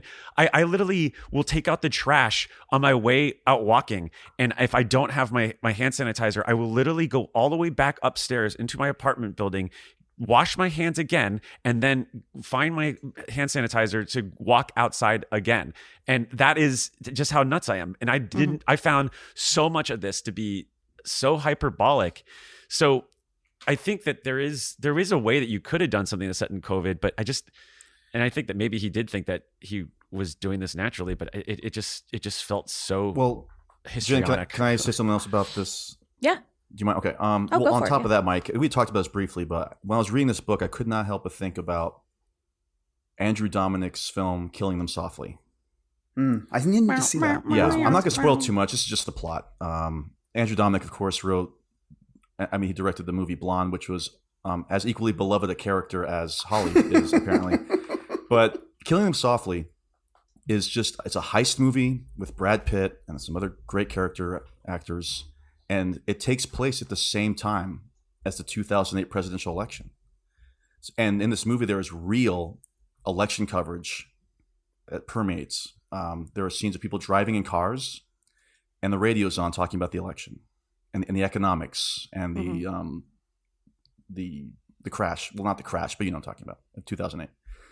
There are people, the TV's always on in the background when people are at bars with coverage of the election. And it ends with the end of the 2008 election. Now, we know it's there. So we're now having a fictional story with Brad Pitt and a heist plot mixing in with our reality of 2008, of the 2008 election. It's there, it exists. But what separates the use of real life political issues in that film from Holly is that if you watch the movie, the election is there and it exists, but it also serves as valid purpose because it acts ultimately as a parable for why this heist has happened and the economic downturn that has happened because of this heist and the people it affected. And that is missing from Holly. You could easily remove, or again, just have the stuff in the background. Her mom died from COVID. Sure, of course. Yeah. People die from COVID. Obviously, millions of people. You just have the stuff in the background almost as a passing instance to get us from point A to point B without just shining a flashlight on it every single time it's brought up. Like, and it has no bearing on the Harris. And it has exactly, there's no parable. Yeah. It has no bearing on the, because for a while I was thinking, well, maybe it's going to get to the point where this is going to tie into it. You know, it's like, okay, maybe something's going to happen with a medical records of a check-in for an examination for COVID or something, and that's going to lead. But no, it doesn't. And I think my last piece on this, because I know we've gone for a while on this, it is possible that this book will read better in 20 to 25 years with somebody picking it up. Yeah. Who is either too young or just forgotten what happened 25 years ago. Maybe it won't feel as heavy-handed, but right now, I still feel like we're living in it. So it's hard to separate the fact from the fiction in within this narrative, I guess. Well, here's my devil's advocate. And I was thinking about this, and I really wanted to pose this question to you. And I don't think this is far off.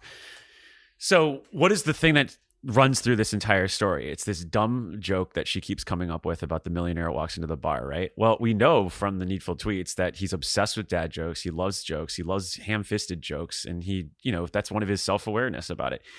Do we think that this book actually is one long joke about conservatives and anti-vaxxers? I mean, he literally has hyper-literate, closeted racists, probably MAGA folks in a sense, devouring progressives, like, multiple characters. One's a vegan, one's, a queer character, like all in the sake of preserving their own way while believing in a pseudoscience, which is rubbing fat on their fucking limbs to think that Mike, they're going to isn't that far more interesting? Yes, it is. Right? But it's also, and that works as a parable. It does. And I wonder, like, is that just all in tandem for does he go all in on everyone talking about COVID left and right as a way to like almost make this larger, broader joke, kind of in the same way that you watch like Idiocracy or something like that? I mean, I did wonder about that.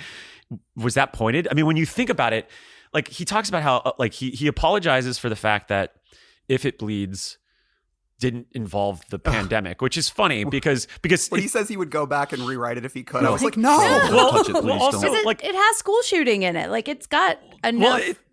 This is a guy who literally coined the phrase, there are other worlds than these. Like, there's no reason to fucking have to feel the compulsion to put it in COVID. That, if anything, this gave him the window to not do that. But because he did do it, that leads me to believe that this joke, thesis in my head might have some truth to it. I think that there is a reason why he went all in on this and just was like, all right, I'm going to fucking throw everything against the wall here, even though I kind of already have a cool through line with these cannibals. But yeah, I agree with you. I think so, Mike, but it detracts, like I said, it detracts. I agree. No, I agree. I'm just saying. Well, No, I think because what I kind of see this book as is him making sense of the pandemic in the same way that he was kind of working through addiction with a book like Cujo or Misery, and he is taking this thing that happened that we all experienced. And what I see with that, like these older characters, is like, how could someone that I counted on betray me? Or how can these people that look so kind and innocent be revealed to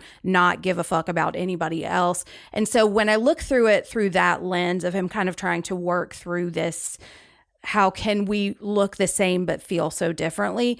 I enjoy that. But what I think with all of the Holly stuff and all of the kind of shaming that goes through this novel is it reminds me of that Discord that drove me insane with Oppenheimer, is like, how dare you not have somebody look at the camera and say bombing people is bad, And I feel like a lot of what Holly is kind of his just making sure everybody knows where I stand, and I don't know how intentional that was, but like, I don't know. And also, because there's another criticism. Drives me crazy because there's like he's really emphasizing this morality and this like very simplistic notion of what is good is what is bad. And I feel like he's been so good about not doing that in the past. Right, exactly. And I think I can't remember, I think it was Randall who said it, like, I don't know how intentional this is. It feels really reactive. And I'm reading this section in Mr. Mercedes where Brady is responding to an email and accidentally revealing more because he's upset, And that kind of feels like what is happening here with Holly, is that like if he had written this book 5 years down the road and kind of worked some of this through, I think it would feel a little more gentle and just allow the anger to mellow out. Yeah. Right. Well, it feels like Do McKee versus Dreamcatcher. It's like you feel like the end of a phase. Well, and so my question to you, and we kind of hinted at this a little bit, but how do you think this book is going to read 10 years down the road? Is it going to age well? Again, I think maybe it's possible that the farther away we get, maybe it'll read well. I think there's a Philip Roth book about when polio was going around decades and decades ago.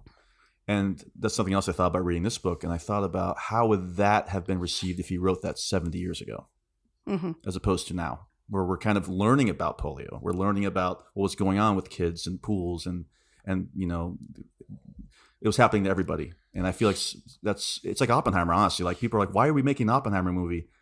Because I think people would be disturbed to know how little people know who Oppenheimer is before this movie came out and what happened with the bomb and everything else.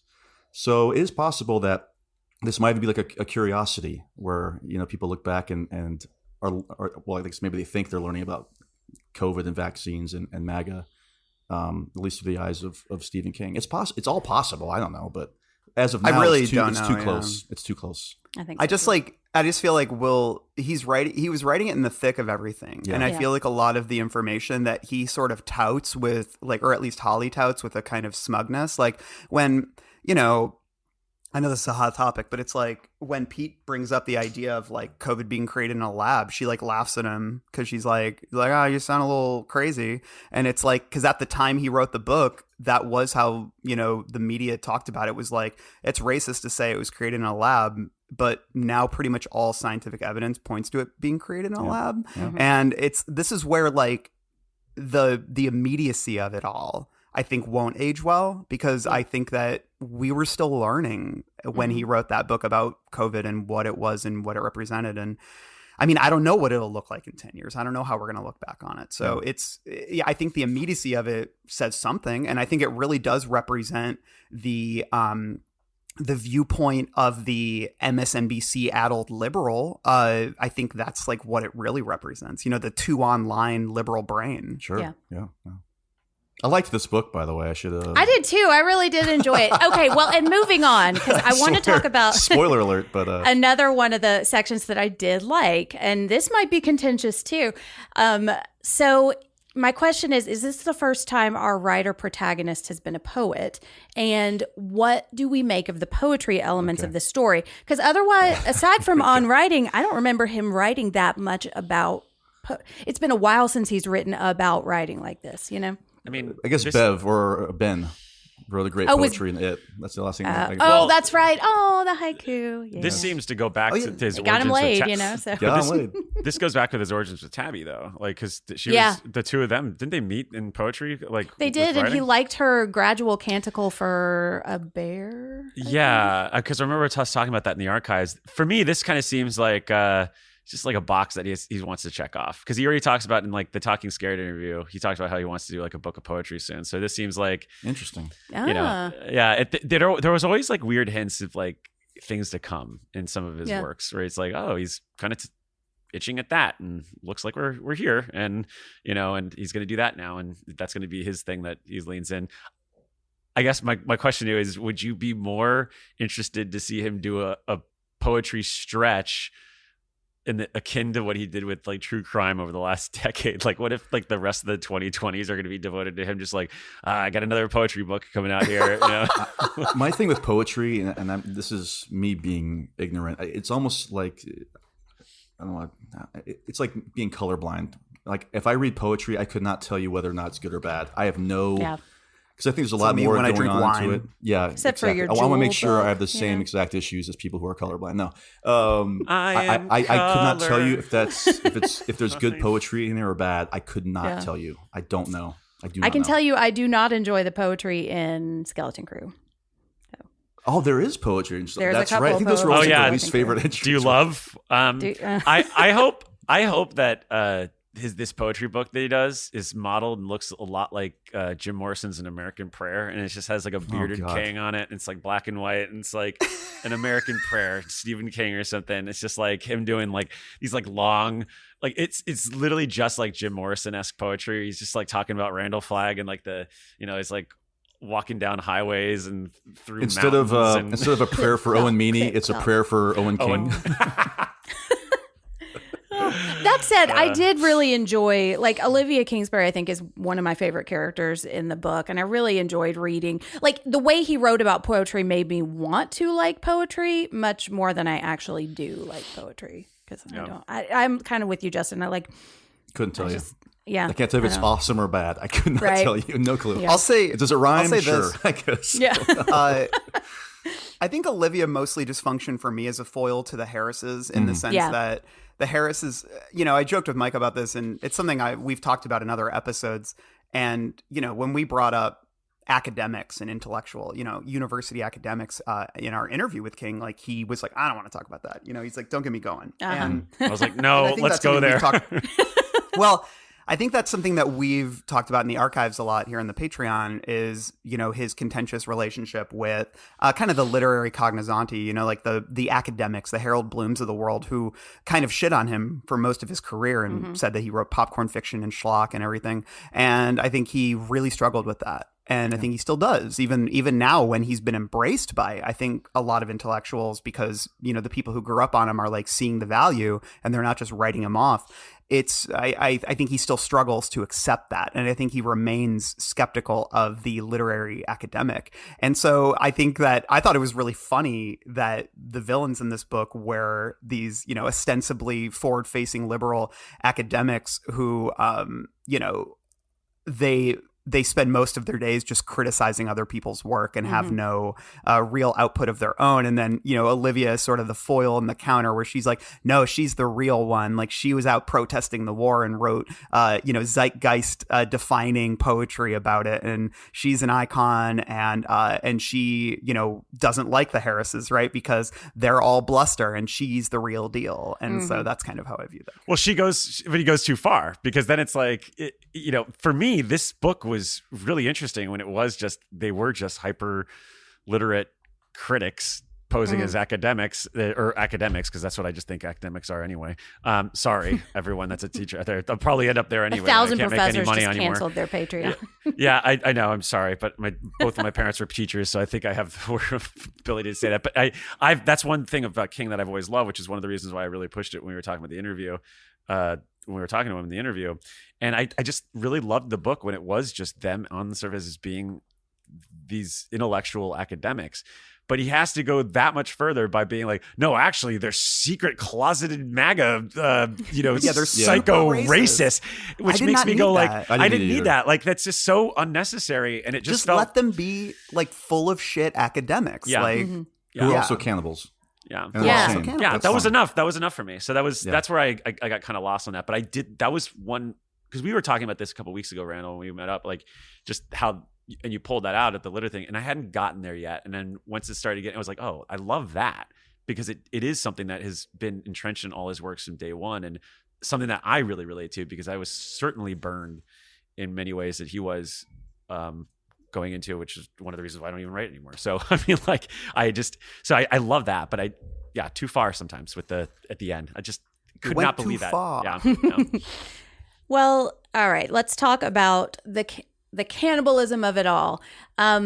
So other than Survivor Type and Dedication, has King ever written another cannibal story? Damn. The Cannibals, which we just discussed. Other than the Cannibals, which Patreon. has a Free plug. surprising lack of cannibalism in we it. didn't get to although the- we he didn't did- get to the eating people. He didn't share the cannibal sections of the Cannibals. Although I guess that girl in The Stand that Larry dates does know how to gobble meat. So the gobbler. No nice okay. guy. No nice guy, Larry. Well, here's So- an idea. Do you think that, Under the Dome obviously got some seeds from the cannibals? Maybe he saved those sections for Holly. That's There you go. The old Yeah. couple that lived under the dome. Yeah. Cut and paste. well, and we're I probably love the cannibal shit. I do too. I want more 100%. cannibals. Loved it. Yes. Well, and I think like one thing that I think is worth noting is it relates to what Mike was saying about this being kind of a big dunk on conservatives, which is it's clearly a riff on the sort of QAnon eating babies for adrenochrome, kind of thing. The whole idea of that's how they stay young, is it's actually they eat these toddlers. people. That's who we eat. You know. Yeah, Cute. yeah. Please be clear about that. Thank you. Exactly. Sorry about that. But no, it's to me. So I thought it was funny in like kind of an overwrought, like satirical way, and I enjoyed that. Like I said, I didn't need like all the racism and everything, and them to like react in real time to January 6th. I just really enjoyed. I just love like the cannibalism aspect because and Mike, what you said is right. It's really about like the baby boomer generation Holding on. not allowing the younger generations to thrive. Yeah. And that is very accurate in a lot of ways. The economy they've left behind for us is not a very pleasant one. And so I do think that all is very, because like, and all the people they eat are relatively younger. So to me, it's a great, it's a great bit of satire there. My question for all of you is, when was the last time we had, and no pun intended, like these types of deliciously evil villains? They were like kind of, because think about Brady Hartsfield in the Holly books. He is so unlikable and nasty, but he's not fun nasty. He's like not fun. These are kind of they've got a little grin on their face. Except when he's fucking his mom. His mom thinks it's fun. I was gonna. That's the only parts I reread. But there's just something really just fun and nasty about these characters that we have not had in a long time. Well, Yeah, I know, but I love that. Do you know what book celebrates its anniversary this year? Doctor Sleep with the Fun True Knot. So I don't know. Well, that's They an were example kind of, of- but they those were were like kind of bummers, slovenly. too. Oh, I'm joking. People in It's still- trailers. Are you kidding me? No shots, but No, I was thinking about that. This speaking feels of- like a more fun True Knot to me. Like Yeah. maybe what he was going for. Well, with speaking the of True Knot. shots, he had a fun villain in Lee Harvey Oswald in 1122. He was a lot of fun. He was a fun guy. But yeah, like Oh, yeah. in Dr. Sleep, they sort of Ball ate of the fun. essence. They inhaled Yeah. the essence of these people. Yeah. Like that was like the true adrenochrome, right? It was like their fear that they consumed. Yeah. And then whereas this, I kind of love that they're just like smacking their lips with fat, and like and tendons. I and all love that how shit. King also just delivers the casual nature of them being cannibals. Uh-huh. Yes. Yes, He- yes. He was funny about this book. He's far more subtle about cannibals than he is about people who are not vaccinated. That's kind Right. of Like, but Yeah. that's why these sections work so well, because like you said, Mike, they kind of do act as this whole older generation cannibalizing the youth and not wanting to change or having whack ideas Yeah. without having to say, this reminds me of conservatives and against liberal. It's like, it doesn't Exactly. just tell the story and we can glean from it what we're going to glean from it. Yeah. And if Holly had spent less time pointing at the camera and saying bombs are bad, I feel like that element of the story would have come out more. Because I agree with you. I really do enjoy this as one, just grisly cannibal shit, and also as a parable for the boomer generation devouring us and trying to prevent their own death by consuming our youth. Yeah. I say our as if I'm young. You know, I'm young forever. I'm young forever too. I eat babies to make sure. I eat lips. Is that how that fun song goes? We are young. I'm trying to forget. Lead singer. trying to forget for 10 You mean years. fun period? Yeah, fun period. I do like that song. I all right. I always Well, thought the lead singer looked like Frank Whaley. From, I think he was eaten by the Harrises. I haven't seen that guy in 10 years. Yeah, it's since true. Antonoff oh left. yeah. Nate Ruess, I think is his name, right? Love Frank Whaley. Well, speaking of Frank Whaley and musicians, let's move into our next category, which is heroes and villains. I'm gonna have to kill this fucking clown. Welcome to the Losers Club, asshole! All right. So since we were just talking about them, do you want to start with the Harrises, maybe? Yeah. Because leaving aside the larger analogies and all of that, I loved these characters. I thought they were so much fun. I have them separated because I do feel like they kind of serve different functions and they are different in a lot of ways. Like I like that Emily is much more manipulative, and I like seeing the wheels start to come off of Rodney towards the end. But I just wrote in my notes as we were driving back from South Carolina, they don't know how to live without power, and they don't think they should have to live without pain, which is what I think really drives these characters a lot. And they have some culinary and butchering know-how, you know.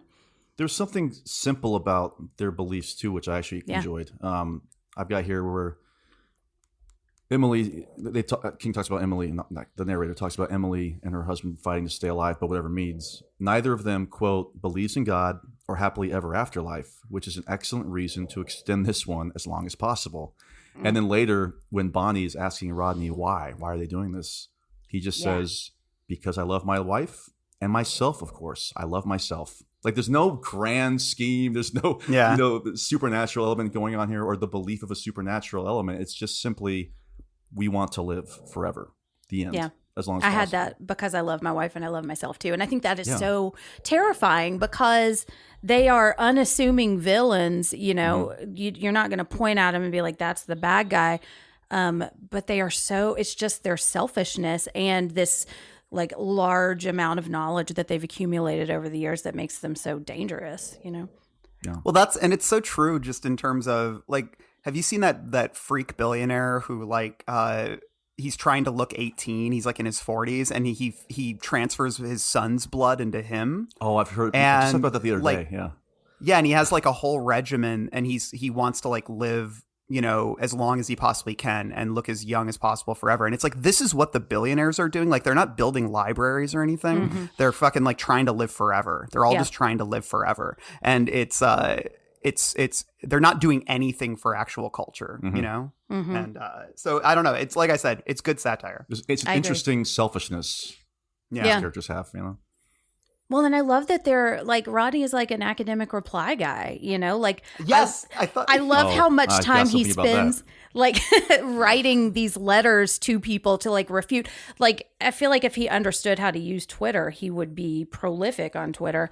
But like, that's what I thought about too. Yeah. Yeah. On page 393, when Holly is in the cage, Holly thinks, I'm speaking to an authentic mad scientist. Only, of course, she's not speaking. She's listening, not as Rodney Harris, nor is Rodney Harris lecturing, not anymore. He's hollering at an invisible audience of unbelievers. And I love how his like beliefs start to just kind of rain down on us through the end of the chapter, because that's when we really get to see how nuts he is. And I think he starts to maybe see it just a little bit too. There's another quote in there about that, Jen. It's a quote, he's always writing replies to stupid articles and it's always like shouting into the void. Yet what can one do but soldier on? Yeah, no, don't stop tweeting. Stop doing this naked, transparent preaching to the choir stuff. Just move on. Do not give power to these assholes. Nobody wins. Nobody wins. Exactly. Yeah. It's the void. Yeah. The only thing I wish that again, it was King looking at the camera and saying bombs are bad. I wish we didn't need Holly to be like, by the way, all that human flesh you consumed, it was just placebo effect. None of it worked. And then in the afterward, King's like, oh, they're loons, by the way. They're crazy. And then I'm like, don't tell us that. Like, let us live in sort of maybe it did actually prolong their life. Maybe it did actually soften their sciatica a little bit. That's a lot creepier and a lot more fun, I think. Agree. Is like maybe eating brains really did prolong their lives a little bit. Like, I don't need Holly to again step in and say, by the way, folks, they're crazy, you know? Right. Because then we can talk about whether like a couple of days of eased joints is worth a young woman's life, you know? And I do think that is a little more interesting.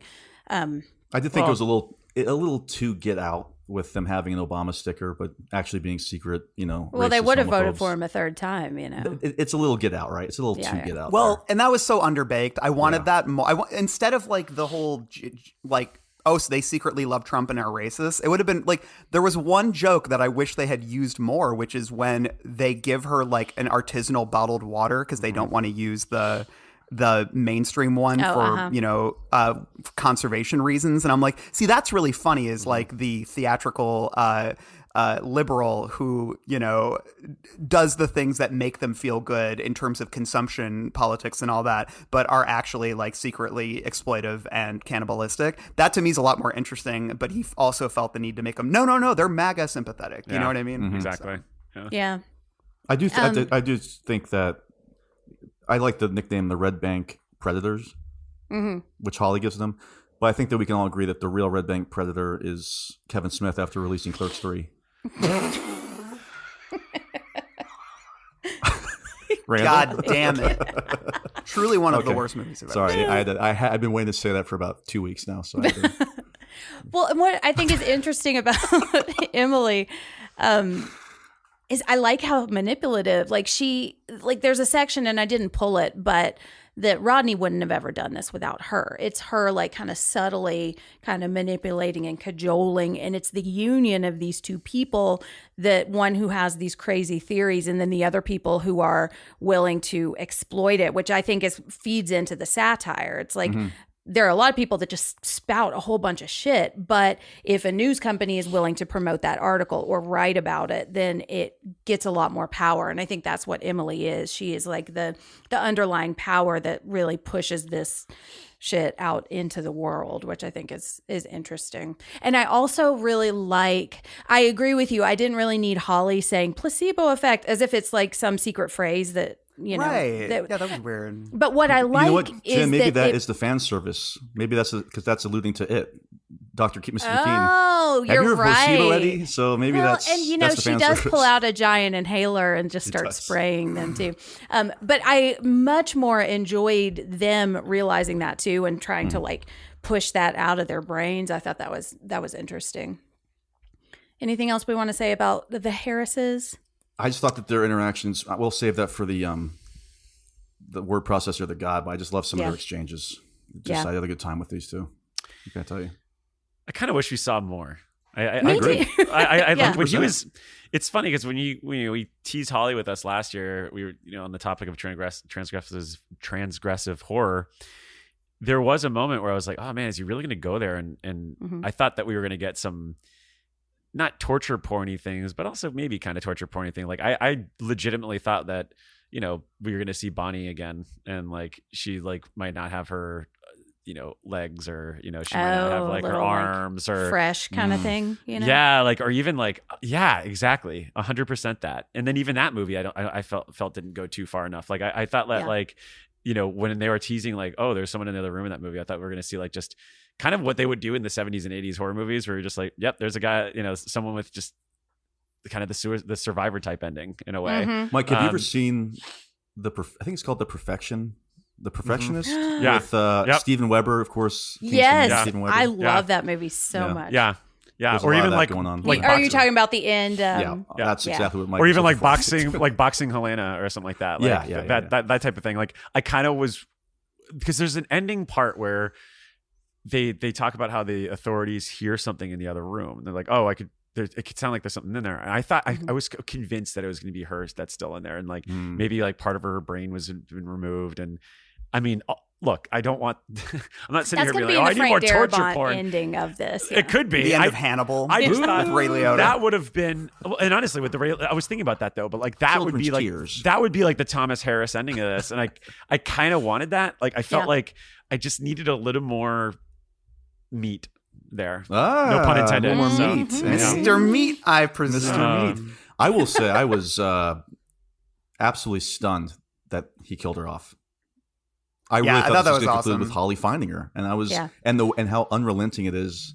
Was it just like, no, my dear, we're going to eat you, and then she screams, and that's it. She's incredible. dead. I could not believe that he did that. I like that too. I kind of wanted. I wanted a little more, like if you're gonna do that, You're then just like a true sicko, and you want. Well, I more. wanted just a little more meat. I wanted some more meanness. Like I her agree. to wake up and like maybe she feels like her scalp is like gone, or like maybe there's like legs missing. Like I just feel like the old king would 70s 80s. You're gonna get that EC comic style like thing. Like give me some. I mean, I guess that would be too horrific because it's.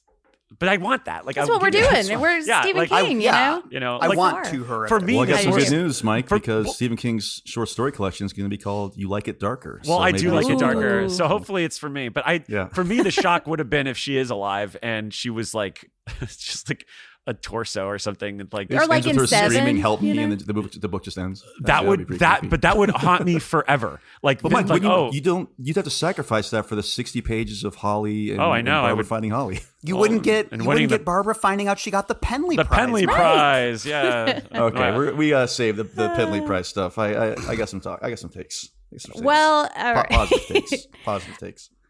All right. Well, do we want to talk about Barbara and Olivia as a character in this section?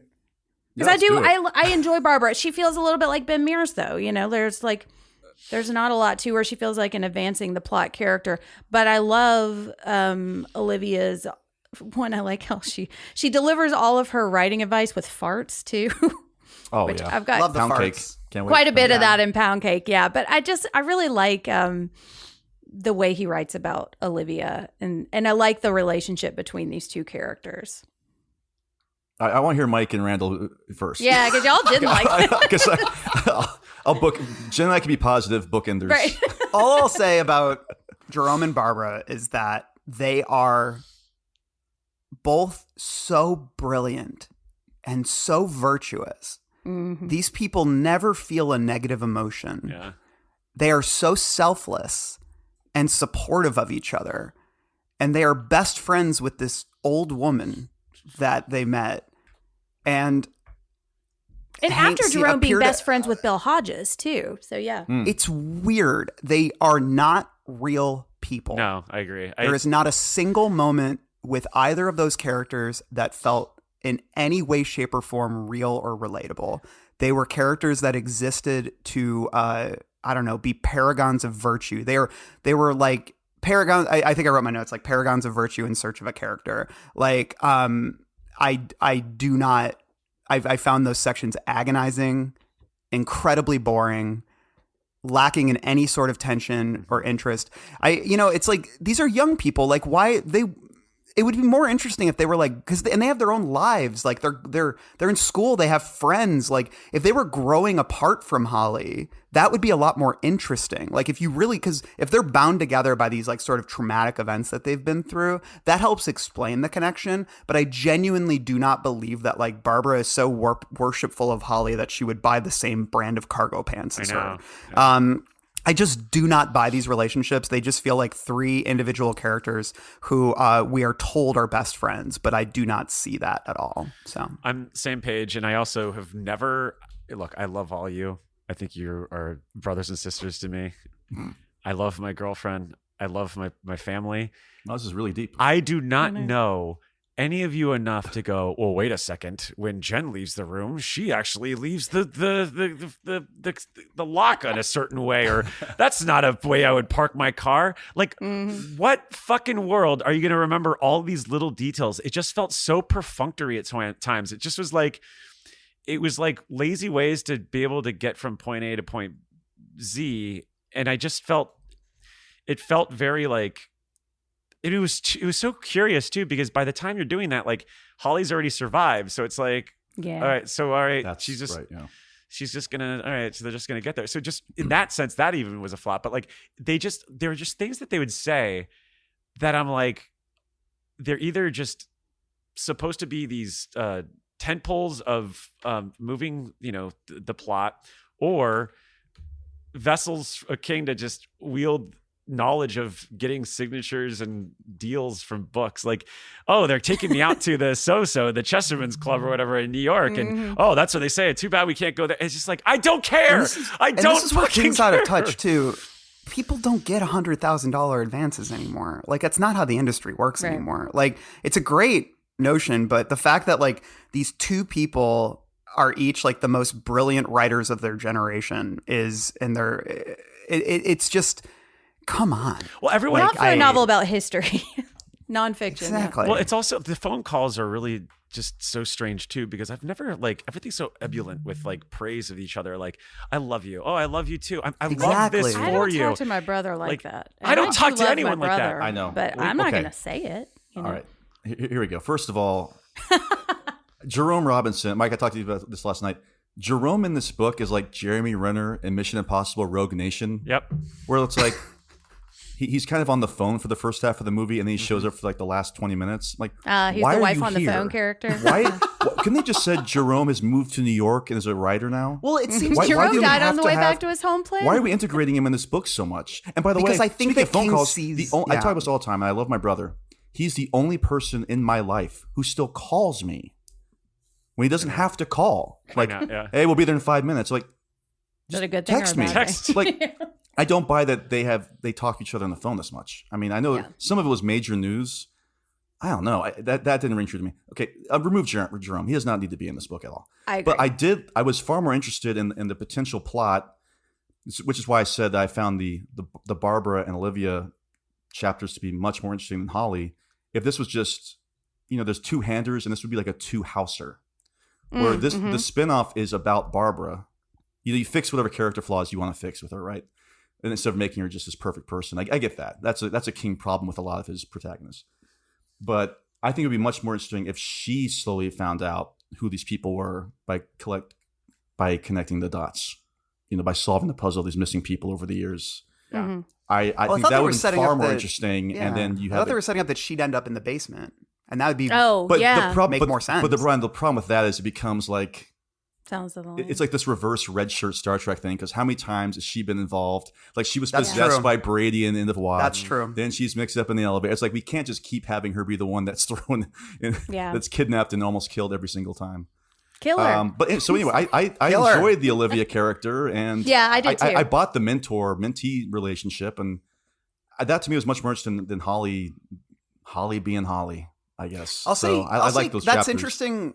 King's really into the mentor-mentee relationship these days, I think, which makes sense, for his age. There was some good stuff in that. Like, I didn't dislike it, but there was just no tension there. It's just Barbara's the greatest writer that has ever lived, and this woman who is also the greatest writer who has ever lived thinks she's the greatest writer that's ever lived, and that's the story. And I'm like, I don't like. There's nothing there. No. It's just two brilliant people telling each other how brilliant they are, and it's boring. I texted you. It reminded me of the ending of Wet Hot American Summer when like David Hyde Pierce like gets the news from January and Garofalo. It's like, hey, did you hear, baby? You got the grant. Oh, I've been waiting there forever. And you've like they've only known each other for 24 hours or something like that. Like, and it just felt like every other chapter when she'd come over to Olivia, it's like, great news, good news. Can you believe it?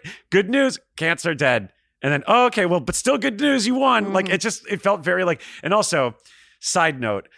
King, I love when you put your music just in there.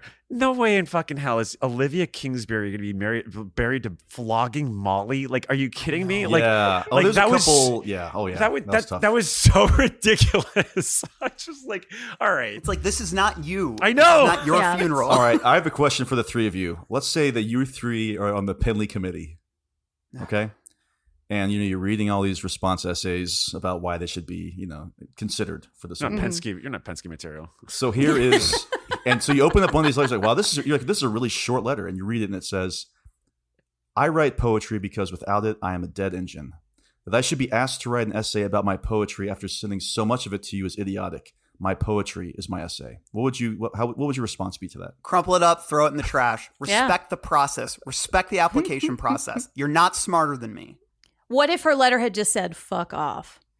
That would be kind of cool. That's like I would respect that. Yeah. I feel like I'd be like, wow, this person's really full of themselves. And when she she wrote that letter, it reminded me of the Nathan For You episode when they make fun of the Bourne Identity, and he like gets away from the private investigator, and it starts and he thinks he's so like, it makes it like look like he's so sly. He's like, and he fools him, and then it plays like the fake Bourne Identity, the Moby music or whatever. Like that's what I felt like Barbara probably felt when she like sent the letter. It's like, I'm cool with that. And, like put on her glasses and walked away or whatever. It's just like the mailbox explodes behind her too.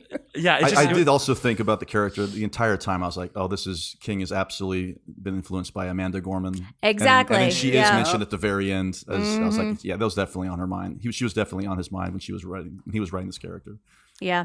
I wonder about these characters too, if King is afraid to complicate them, because they are characters of color. And, when I talked to Scott Woods a while ago, we talked a lot about Jerome, and he's definitely evolved since Mr. Mercedes, because I am deep in the middle of this Tyrone Feelgood stuff from that first novel. And I wonder if he's just kind of not sure how to give them a personality outside of that. And there's an element in End of Watch, Justin, you'll probably remember this, and I can't remember how well it lands, but when Barbara is kind of questioning her blackness and like, I deserve to be I just think that some material like that is best handled by people who would walk in Barbara's shoes. Who have been there, yeah. Like the intention is felt, like the good intention of it all is felt, but we talk about this all the time with King. Good intentions can only mean so much if it comes off as out of your element, shall we say. Right. Yeah, like when I talked to the author Laramie Dean for, we talked about queerness in King, and we talked about Elevation specifically, and he's like, I loved Elevation, it like made me cry, I asked him, I'm like, do you need King to write queer characters, like to sort of, in some ways atone for the way he wrote them? Because we talked a lot about like the early depictions of queerness and stuff in King, which was, not very progressive, and but it was the 70s, and it was a different time, and he comes from a very specific place, and Laramie certainly had no ill will towards any of that, but he was like, and so I asked him, I'm like, do you feel like King needs to atone and write like better queer characters nowadays? And he was basically like, no, he doesn't need to do that. Like, I don't need that from him. You know what I mean? And that's kind of how I feel. I think the thing is that we can look at in terms of progress is that now instead of Jerome being problematic and boring, he's now just boring. Right. Yeah. Well, that's what I was saying that's why I brought up the Barbara thing in End of Watch, because that was at least something to give depth to her character, sure.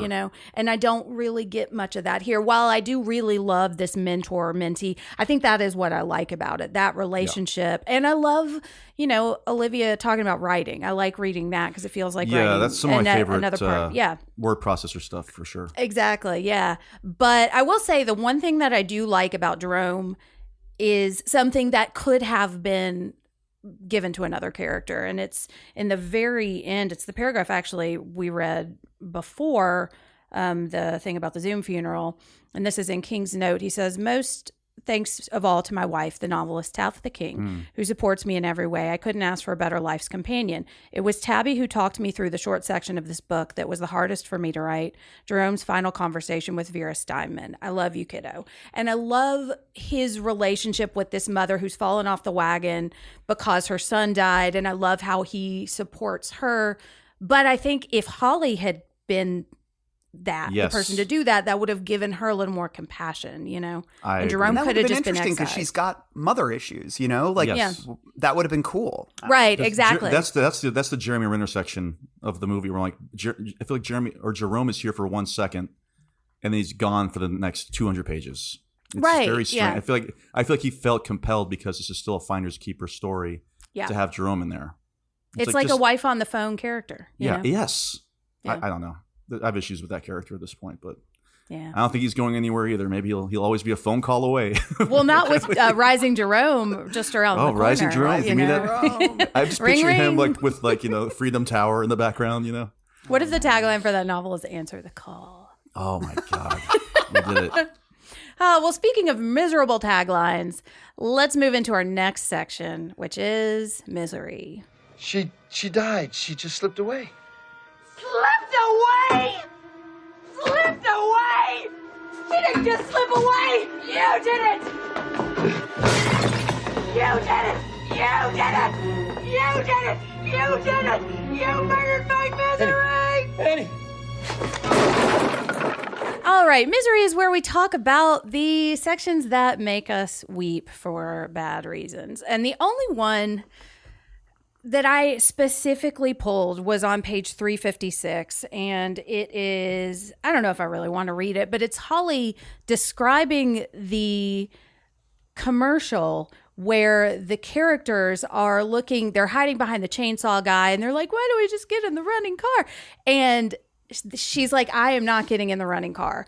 And there's part of me that enjoys this because it does, she is acknowledging that she's making a stupid mistake. And I do feel like this is a painfully obvious King needs to expand this plot and get Holly from point A to point B. But I was like, come on. I've seen that commercial. I just appreciated the mention of, I think, Jason and Leatherface in that section, though. I did too. Yes, I almost wrote a little Halloweenies note in it. Yeah, so people were more interested in Jason and Leatherface. You should check out the Halloweenies podcast. We also have a Patreon. Patreon.com/Halloweenies. Oh yeah, y'all are about to cover the whole Texas Chainsaw franchise, right? Yeah, yep. In 2035, we're ready to go. Can't wait. Anybody else have any misery?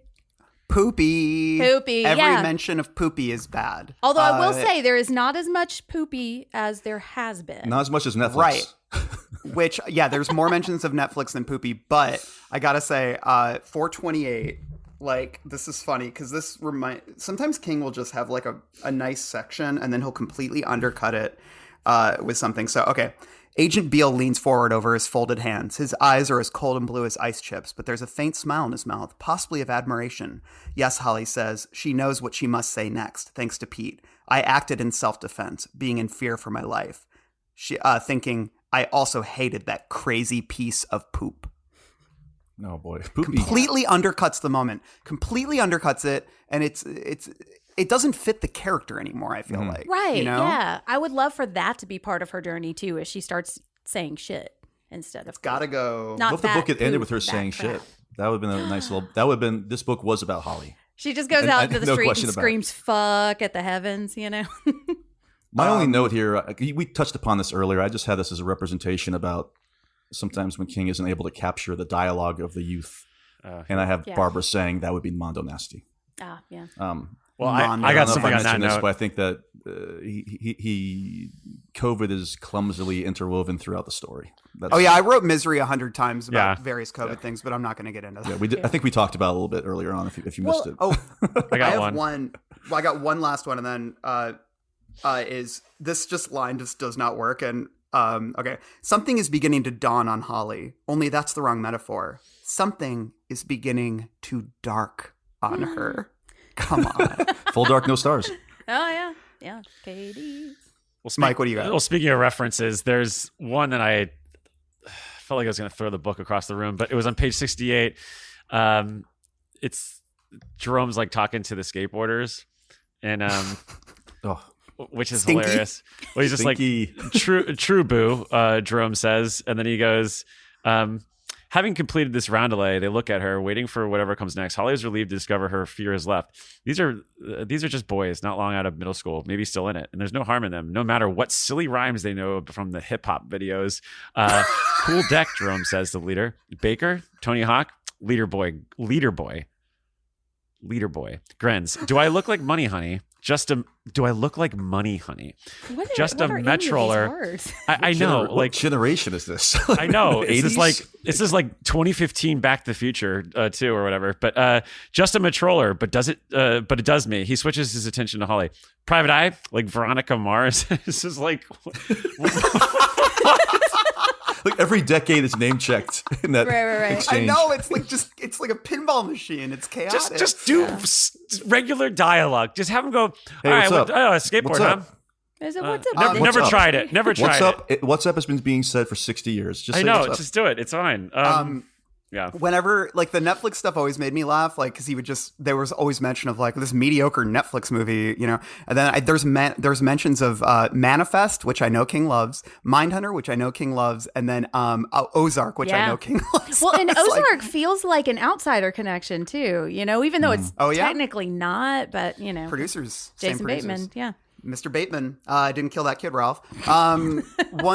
One other thing, though, I laughed because they said that like when Holly was sad at the end of the book and, she's like melancholy and she's like, she tried to watch some Netflix comedy, but, she just couldn't laugh. And of course I started thinking, I'm like, what if she was watching I Think You Should Leave? Like just the most chaotic, like driving crooner kind of shit. But then, of course, and then speaking of I Think You Should Leave, whenever they mention the character Stinky, I could only think of the car sketch where the guy goes, Stinky! Stinky. I was thinking of Stinky the Ghost from Casper. Oh, I forgot there was a Stinky. One of my favorite films. Yeah. That's how you know it's around, because it smells. On page 389, it's the farting ghost. One of the many great calls between Holly and Jerome. Transcripts. Poor you, she says, but it's a bad attempt at their usual amiable raillery. I have a bad feeling about this, Ba. I think I'm going to come home. Oh no, he's talking. Oh, this is actually between Barbara and Jerome. Oh, interesting. So this is different, but same phone call. Fun stuff. Jerome, yes. I'll see what I can get for a flight. If she turns up before I get on a plane, call me or shoot me a text. What about your glitzy weekend in Montauk? You might get a chance to meet Spielberg. I didn't like his last movies anyway. His last two movies anyway. That was in my word processor of the gods, Mike. Well, I would agree with him because his last two movies before that were The Post and Ready Player One, which I thought was mid and bad. So there you go. I thought, I guess you're right. I was thinking Fabelmans, and I was like, what are you? No. Fabelman's better than The Post, Yeah. Post wasn't great. No. I love them all. The Post has one of the worst. That's not true. Let's tangent now. The Post, Mike and I watched The Post together, and The Post has one of the worst endings I've ever seen in a Hollywood movie. I cannot even remember this movie existing. It's like Marvel. It's like a Marvel ending. It's unbelievable. Yeah. It's so bad. Yeah, I can't go through them all. I mean, there's just my book has some of the most outrageous scribblings on there. Just been like, no, stop. It sounds like Arnold Schwarzenegger like went through my book and was like, don't do this, stop. You're like a young Brady Hartsfield. Yeah, that's the book down. Yeah, I am going to put it down because we'd be here for a very long time if I went through every one of my miseries. So yeah, well, and I'm also realizing, and maybe this can transfer us into our next category, which is word processor of the gods. And we're gonna make a new rule. Whenever I'm in here, you hear me typing. Whether you don't hear me typing, whether the fuck you hear me doing in here, when I'm in here, that means that I am working. That means don't come in. Now, do you think you can handle that? Yeah. Fine. Why don't you start right now and get the fuck out of here? So as I'm looking at my notes, word processor of the gods is when we talk about what we do like, the passages that made us very happy or were very effective. And I realized that when we were doing the characters, I forgot to circle around and talk about Holly, although I feel like we have said quite a bit about Holly. So I don't think we necessarily character, need to. I mean, she is, yeah. Well, and the only thing that I wanted to talk about with Holly that I don't think we've talked too much about is this relationship with her mother, and that is most of the word processor of the gods stuff that I pulled because same. I did really enjoy that. And I think I texted you about this, Mike. I read this while my dad, who is a MAGA anti-vaxxer, was in the hospital with COVID. Oh no. So reading the beginning of this, I was like, I was having a lot of feelings. He's since home and fine, and he actually has another strain of COVID now. But he's doing okay. But so a lot of this really hit home to me. And there are a couple that I want to read. One is it's just really simple. It's closure is a myth. I had that too. I loved that. I thought it was so sweet. I want to read one more and then we'll kind of go around. But it's on page 145 when Holly is talking about her mom. And she says that her mother loved her. Holly still has no doubt. But love isn't always support.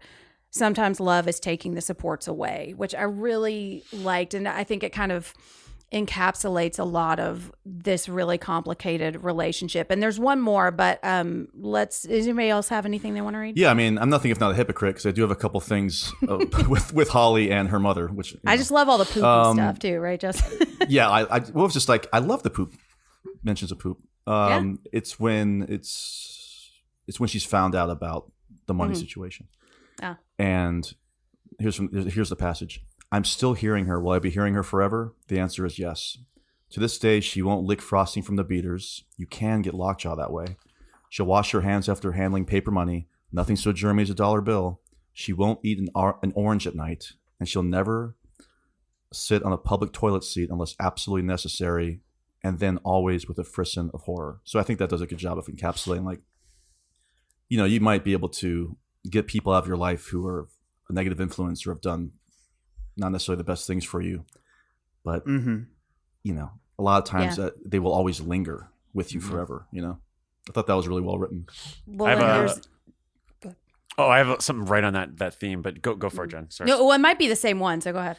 I have one. It's when Olivia passes, which it's on page 347.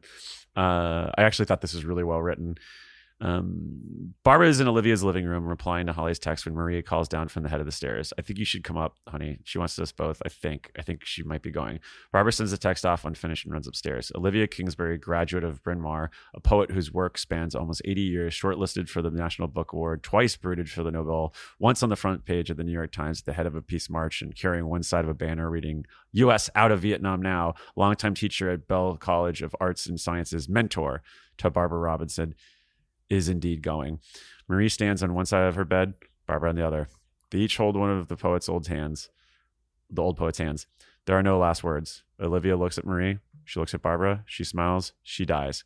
A world of words dies with her. I like that too. I love that. I loved that. Like I had that too, Mike. I did too. Because that's so my grandmother died last year, and she's like, I mean, this is a woman that lived through the Great Depression and saw all of American history there after that, and she died knowing how to use TikTok. And that was like, for me, it was just like, Jesus, like when she left, I was like, there are so many stories and memories and stuff that just goes with that. And I like that that one sentence that he has right there just really encapsulated that, because that was the first thing I thought of. I mean, like the post I put out there for Instagram was like, all I could think about was there is just so much history gone now. Like, and I didn't, maybe I should, I wish I would ask more questions, yada, yada, yada, or whatever. But like, just the idea of like all this experience gone, boom. And I thought about that also with like freaking dying and all these, it's when you have that massive amount of time behind you that you're like, wow, okay, that's it. Boop, it's out. Well, and I love the world of words dies with her. I just love the phrasing of that. Yeah, it's so, because it's just the word. It's more than the words. It's being able to put them together in a way that sings. And I had that pulled as well. Another I really one. liked when Holly talked about her dad a little bit. Yes, I think that there was some interesting stuff here, and how she he spoke Latin as like one of the few, and then she took Latin classes even though her mother told her not to, as a way to like be closer to him. What she thinks now, what is clear to her now, is that she took Latin as a way of reaching out to her father, and he had reached back, hadn't he? Sent her those postcards from places like Omaha and Tulsa and Rapid City. And I love the way she talks about those moments. And she says, it was his one accomplishment, something that made him even prouder than selling a new tractor for $170,000. He had told her once that he was the only farm machinery salesman in America who was also a Latin scholar. He said that in Charlotte's hearing, and she had responded with a laugh. Only you would be proud of speaking a dead language, she said. Howard had smiled and said nothing. And then I love this detail where the postmark is too blurry to read the date, but she believes it was sent not too long before her father died of a heart attack in a motel room on the outskirts of Davenport, Iowa. She remembers her mother bitching about the cost of having to send the body home by rail. And that to me is very, very real and very unpleasant, and just a really hyper-specific detail that speaks volumes, Just a nice bit of writing. Well, I also pulled quite a few that I'm going to save, because I think we're going to do a character corner about Holly. And there are a lot of places where she's talking about this relationship with her mother, like her mother kind of shaming her about like stumbling over words at this performance, and her mother kind of sabotaging her SAT test, and just the whole relationship. I thought that was really, really well written. This is, I think, my favorite part about Holly and her mother's relationships on page 192.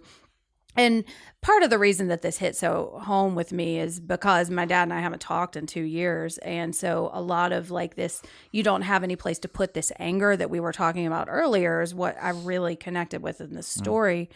And with him getting sick while I was reading this, I was really thinking like there is going to be a day when he dies, And so on page 192, she says, and it's kind of building on what Justin was reading about like you don't ever sit on a toilet seat without this terror. So she said, on her drive back to the city, Holly is nagged by the thought of her Dollar General underwear, bought new but unwashed, and her mother was always harping about washing her underwear. And it comes to her that her mother really isn't dead after all and won't be until Holly herself dies. And just thinking about like what you hold on to with these relationships and that somebody might die, but their legacy in your life carries on, I'm still on Holly and her mom here, actually. On her way out of the room, she looks at the pictures on the wall again. She and her mother in each one. No sign of the mostly absent father, most with her mother's arm around her shoulders. Is that love, protectiveness, or an arresting officer's come along? Maybe all three. Mm-hmm. But that nailed that relationship, I thought, really well. Yeah, and before that, there's a section about the tartan bedspread, and like that's not what Holly would have chosen for herself. And I think that's a really interesting insight into how much control the mother has over her. I've got a couple small ones. I love when they're basically things where I agreed with like Olivia. Well, in this case, it's Olivia's like advice. Yeah. She says, don't be shocked, Barbara. You can't write well without a grasp of profanity and the ability to look at filth, to sometimes exalt filth. All I'm saying, not out of jealousy, not out of possessiveness, is you would do well to steer clear of Professor Harris, blah, blah, blah. But yeah, I just love the idea of like, yes, like I think we live in a culture where it's like, we're starting to wag our fingers at filth again, and it's like, come on, yeah, this Randall, stuff is fun. I actually had that pulled to lead our pound cake section because I was like, Sweet. this is why we do it. yeah. Well, no, that's good. Yeah. I'd say do that. And then the other one I agreed, and this is just dumb, but it's very true to me, is when Holly is at a motel breakfast buffet. And she skips the scrambled eggs because motel breakfast buffet eggs are always wet or cooked to death. There is nothing to me that is grosser in this world than like scrambled eggs at a continental breakfast at a hotel. Yeah. That's cemetery for me. Yeah, I can like honestly, yes. Well, okay, and I've got, speaking of Olivia's advice, this is the one that I really liked. She also writes, gifts are fragile. You must not trust them with people that will break them, which I think is interesting. But I just love this advice that she gives to Barbara. Olivia reads, it's on page 205. Olivia reads Barbara's poems and has Marie make copies of everyone. And when Barbara comes again, not every time, only sometimes, she will tell her to make a change or find another word. She always says the same two things, either you were not present when you wrote this, or you were the audience instead of the writer. Once she tells Barbara that she is only allowed to admire what she writes a single time during the act of composition. After that, Barbara, you must be ruthless. And I love that because that's the section that it felt like on writing, and as like somebody who's totally self-taught, like a lot of my writing knowledge came from on writing, and I also think that is a really good example of a good editor and a good mentor compared to Emily Harris, who's like, change this word, you dumb bitch. I will say though, a section here. King could be a bit more ruthless himself with some of his editing. I actually have a section. You mentioned that, Jen. I have a section here called On Writing 2023 because there were some passages that I thought were straight from King. Emily at one point says, I pay no attention to what writers say about their work. It's what the work says about the writer that matters. I like that too, yeah. Olivia and Barbara are talking, and Olivia tells Barbara, you have to express the pus. She jerks her thumb like a hitchhiker. They don't teach that at the college, do they? No. The idea that creative impulse is a way to get rid of poison or a kind of creative defecation, no. They don't teach that. They don't dare. It's too earthy, too common. Tell me a line you wrote that you still like. That gives you that feeling of finally relieving the itch. And Olivia says, leave the future out of it. The only person unhappier than a writer whose expectations is one whose dreams come true.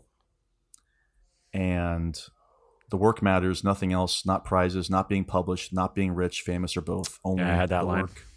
Yeah. I did feel a little called out when she said, this is not psychiatry. And I was like, but no, I have to write about my problems.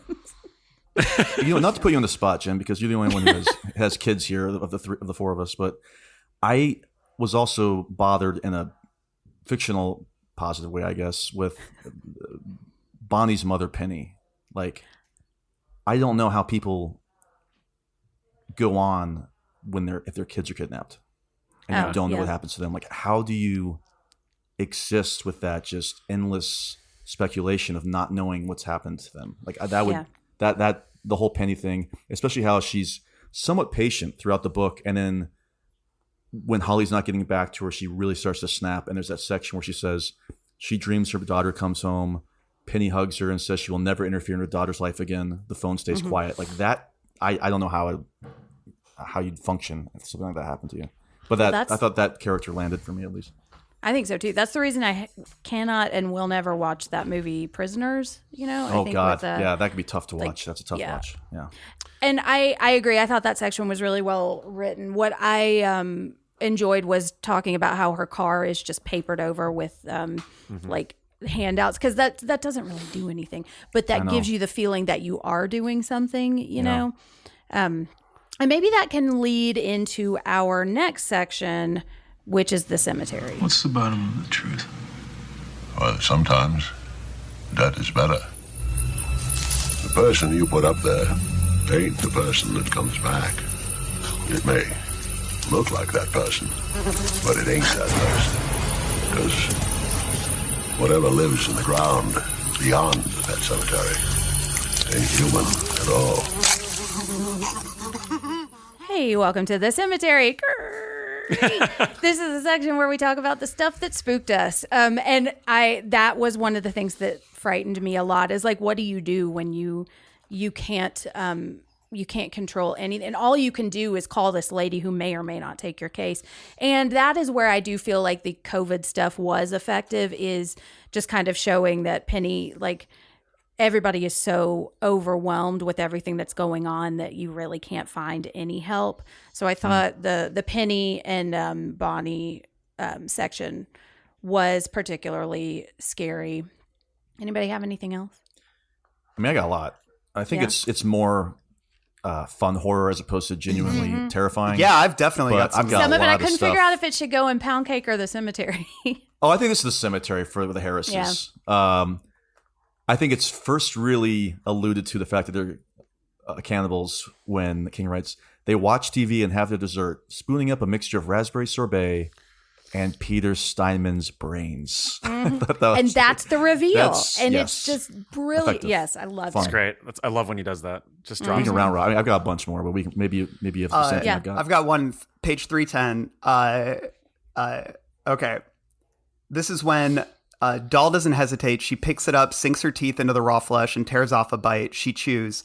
He looks at the tiny droplets of blood on her lower lip with fascination. On July 5th, he will roll those lips in unbleached flour and fry them in a small skillet, perhaps with mushrooms and onions. Lips are fine sources of collagen, and hers will do wonders for his knees and elbows, even his creaky jaw. I had that. In the end, this worrisome girl is going to be worth the trouble. Yep. She is going to donate some of her youth. And then when he describes the food, he says, it's got a thicker taste than sauteed liver. Dense somehow. Are you enjoy watching me eat, asshole? Yeah, I like that a lot. It's fun. On page 332, a drool of fat containing a few hair-like strands of tendon rolls down her chin. That is so gross. Like, and then for some reason I get it's supposed to be hair like tendons, but I got the image of just like this fatty milk with like hair. But then either one just really gets it. But and then obviously there right below that is the big review, the peekaboo thing. But that's a whole fucking scene. So yeah. I love this is page 292. Roddy thawed and stewed most of what remains of Peter Steinman and was able to make her a kind of heart and lung porridge sprinkled with bone meal. Ugh. Love it. Jen, you got something? Yeah, I've got one. Okay, it's on page 387. And this kind of maybe goes into a little bit of misery as well. She takes an elf parfait from the refrigerator, which just the fact that they're calling it that is an elf parfait from the refrigerator, gray with red swirls, and gobbles it. Tasty! The thing about human flesh, she's discovered, is that you start off curious, then you get to liking it. Eventually, you get to love it. And then one day, you can't get enough. And the misery section of that part is that tasty reminded me so much of a certain ex-president tweeting. And I feel like if we didn't get like that tells me that they are MAGA without maybe me needing a whole page of her diary. Exactly. You know what I mean? Yeah. I have a lot of dialogue here that I found to be wickedly talented. M snorts. Awesome, cool, amazing. I doubt she could write an original sentence if someone put a gun to her head. But it's not her brains we'd be interested in, would we? And then Roddy says, as long as she's not vegan, we don't need another one of those. Emily kisses his cheek. She loves Roddy's dry sense of humor. Like that. It's good stuff. It's sweet. It reminds me of like arsenic and old lace, like those old women who kill people in that Cary Grant movie. It's like that type of goofy humor I appreciate throughout the book. Yeah, like, I mean, Mike read the lead up to this, but just the end of the chapter when you realize Bonnie, like they do actually kill Bonnie. Just when she says, "Are you going to rape me after all?" Her mouth is dry. The words are husky. "No, dear," Emily says. Her hair hangs in clumps around a face so pale and hollow cheek that it's little more than a skull. Her eyes glitter. Her mouth is a crimp line of pain. "We're going to eat you." Bonnie begins to scream. It's such like great, like, I don't know, haunted house kind of horror. You know what I mean? That Creep show. I literally I was going to say Creep gasped when show. I read that. Yeah, Creep show. And I just... like, and it made me think of when he talked about in our interview with him, he's like, oh, there's some nasty stuff in Holly, you know, and I bet he was thinking about that scene. Yeah. Well, okay. So I got one more. I want to talk about on page 390, how Roddy is just carrying around like elf balls, these deep fried elf ball snacks. Roddy munches from his supply of deep fried elf balls, relishing the crunch as he bites down. "My response will destroy him," he thinks contentedly, which I think is hilarious on two levels. But okay, you guys have talked about one of the most gleefully nasty things that King has written in a long time. And I was curious which section you were talking about. That's the one. Is it that? The elf balls? Yeah. No. It was the "we're going to eat you." Oh, we're going to eat you? Yeah. I mean, it's so good. I love how the cannibalism, like how they're rubbing him on his joints. Oh. And I've got some of that about the yellow substance of Peter Steinman's abdomen for arthritis. Just I've got a bunch of stuff like that we can skip, but it's just gross. I got some Lynchian style humor on page 432 between Izzy, who's not at all an NCIS character, and Holly, who you told Penny that Bonnie was dead, and then I told her why Bonnie was dead, what they did to her. I tried to be euphemistic, I think that's the word, but she knew what I was talking about, or what I was trying not to talk about. She just sat there for a moment with her hands clasped in her lap, looking at me like a woman attending a really interesting lecture. Then she started screaming. Stella tried to hug her, and Doll pushed her away so hard that Stella tripped over a hassock and fell on the floor. Doll started to claw at her face. Didn't break the skin. She would have if her nails had been longer, but left big red marks all down her cheeks. I wrapped her up in a bear hug to stop her doing that, but she went on screaming. At last, she calmed down a little bit, or maybe she was just exhausted, but I'll remember that screaming for the rest of my life. It's one thing to bring somebody news of a death. I must have done it 24 times, but the rest of it... Holly, do you think they were conscious when they were killed? I don't know and don't want to.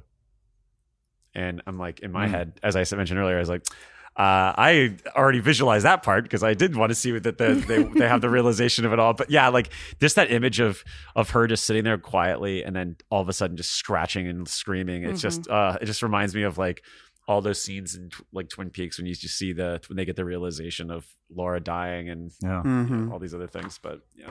Well, and that's what you're kind of... I was going to talk about that also to kind of relate back to what Justin was saying about like a parent, like how do you get that kind of news about your kid or somebody that you love? And that's part of the reason I did really enjoy that last conversation with Jerome and Vera, even though I do like that. I should say that part works for Jerome for me. Yeah. That moment with her, the rest of it doesn't work for me with him in the story. Yeah. I agree. And it could have been Holly, but you know. Yeah. I mean, what best case scenario in this situation is what Adam Walsh, or not Adam Walsh, but John Walsh with the father. And he's he managed to obviously create something that eventually helped the world. But I mean, I've always wondered about that because I feel like our generation is the one that really saw the front facing of it because we grew up in an era where we have 24/7 television and especially local television that way. And obviously kidnappings and abductions have been happening forever since the beginning of humankind. But being able to see just the sort of motifs that we associate it with so much with, the flyers, the newspaper stories, the reports, the lingering reports, the continuation of it, the fact that we know so much about true crime and forensics now. I just feel like our generation was certainly one of the first ones to really have that front view or front, look at it, be on the front lines of it all.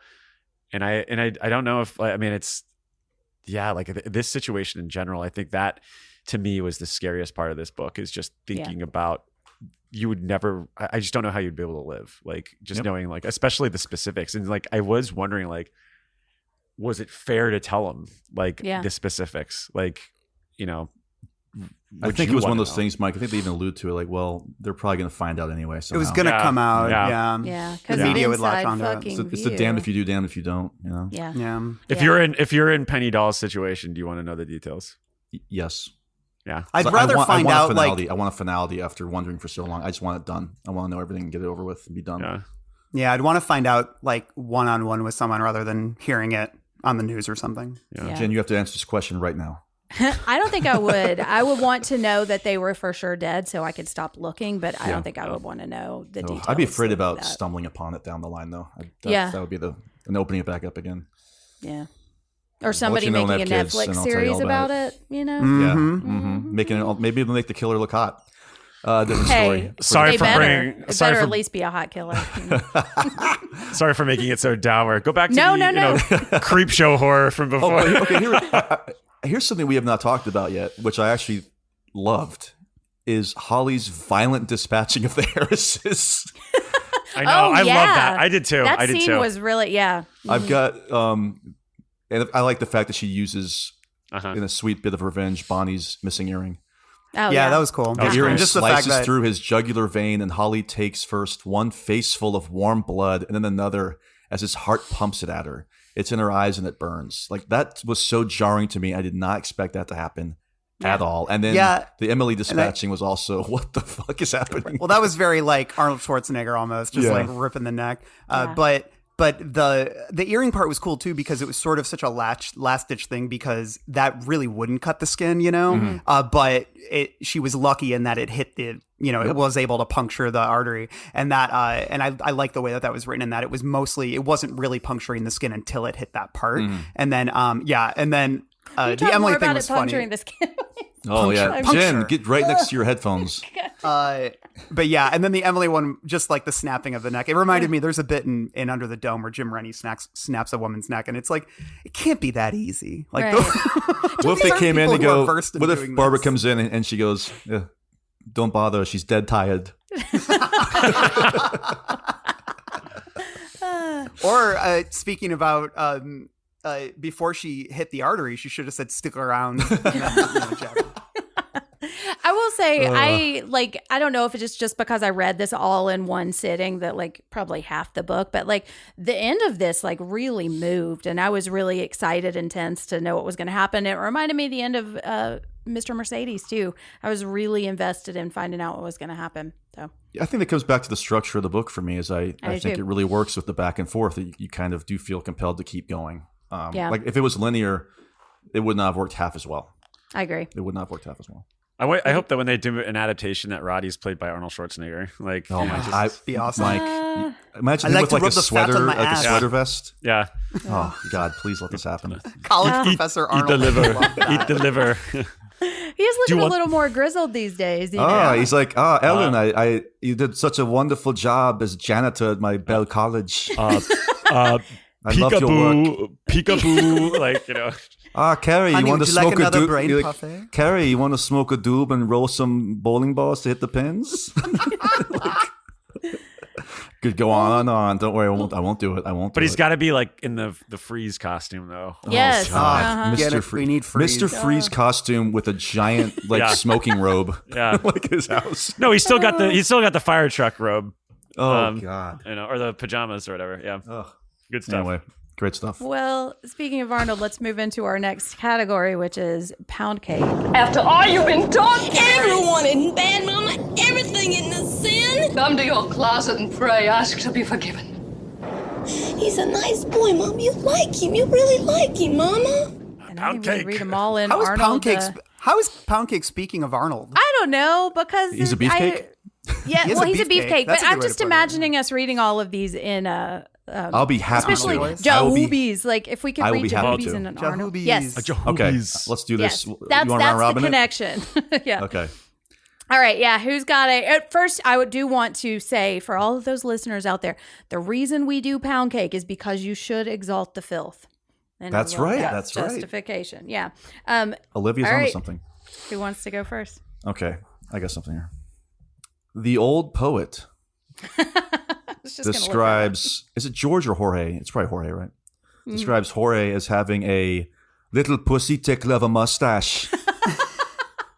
Okay, there you go. That's my first Arnold. They talk a lot about. There is much mention of Bonnie's fine rack. Oh yeah. Lots of talk about her boobs. She has what my students, the male ones, would call a fine rack. Aesthetic issues aside, those breasts amount to almost 4% of her body fat. That's a lot of arthritis relief, honey bun. So just made me laugh. More than a handful is wasted. So I will say this is funny. Well, I'm going to read it in Arnold voice, and then I will talk about it. Please. Okay.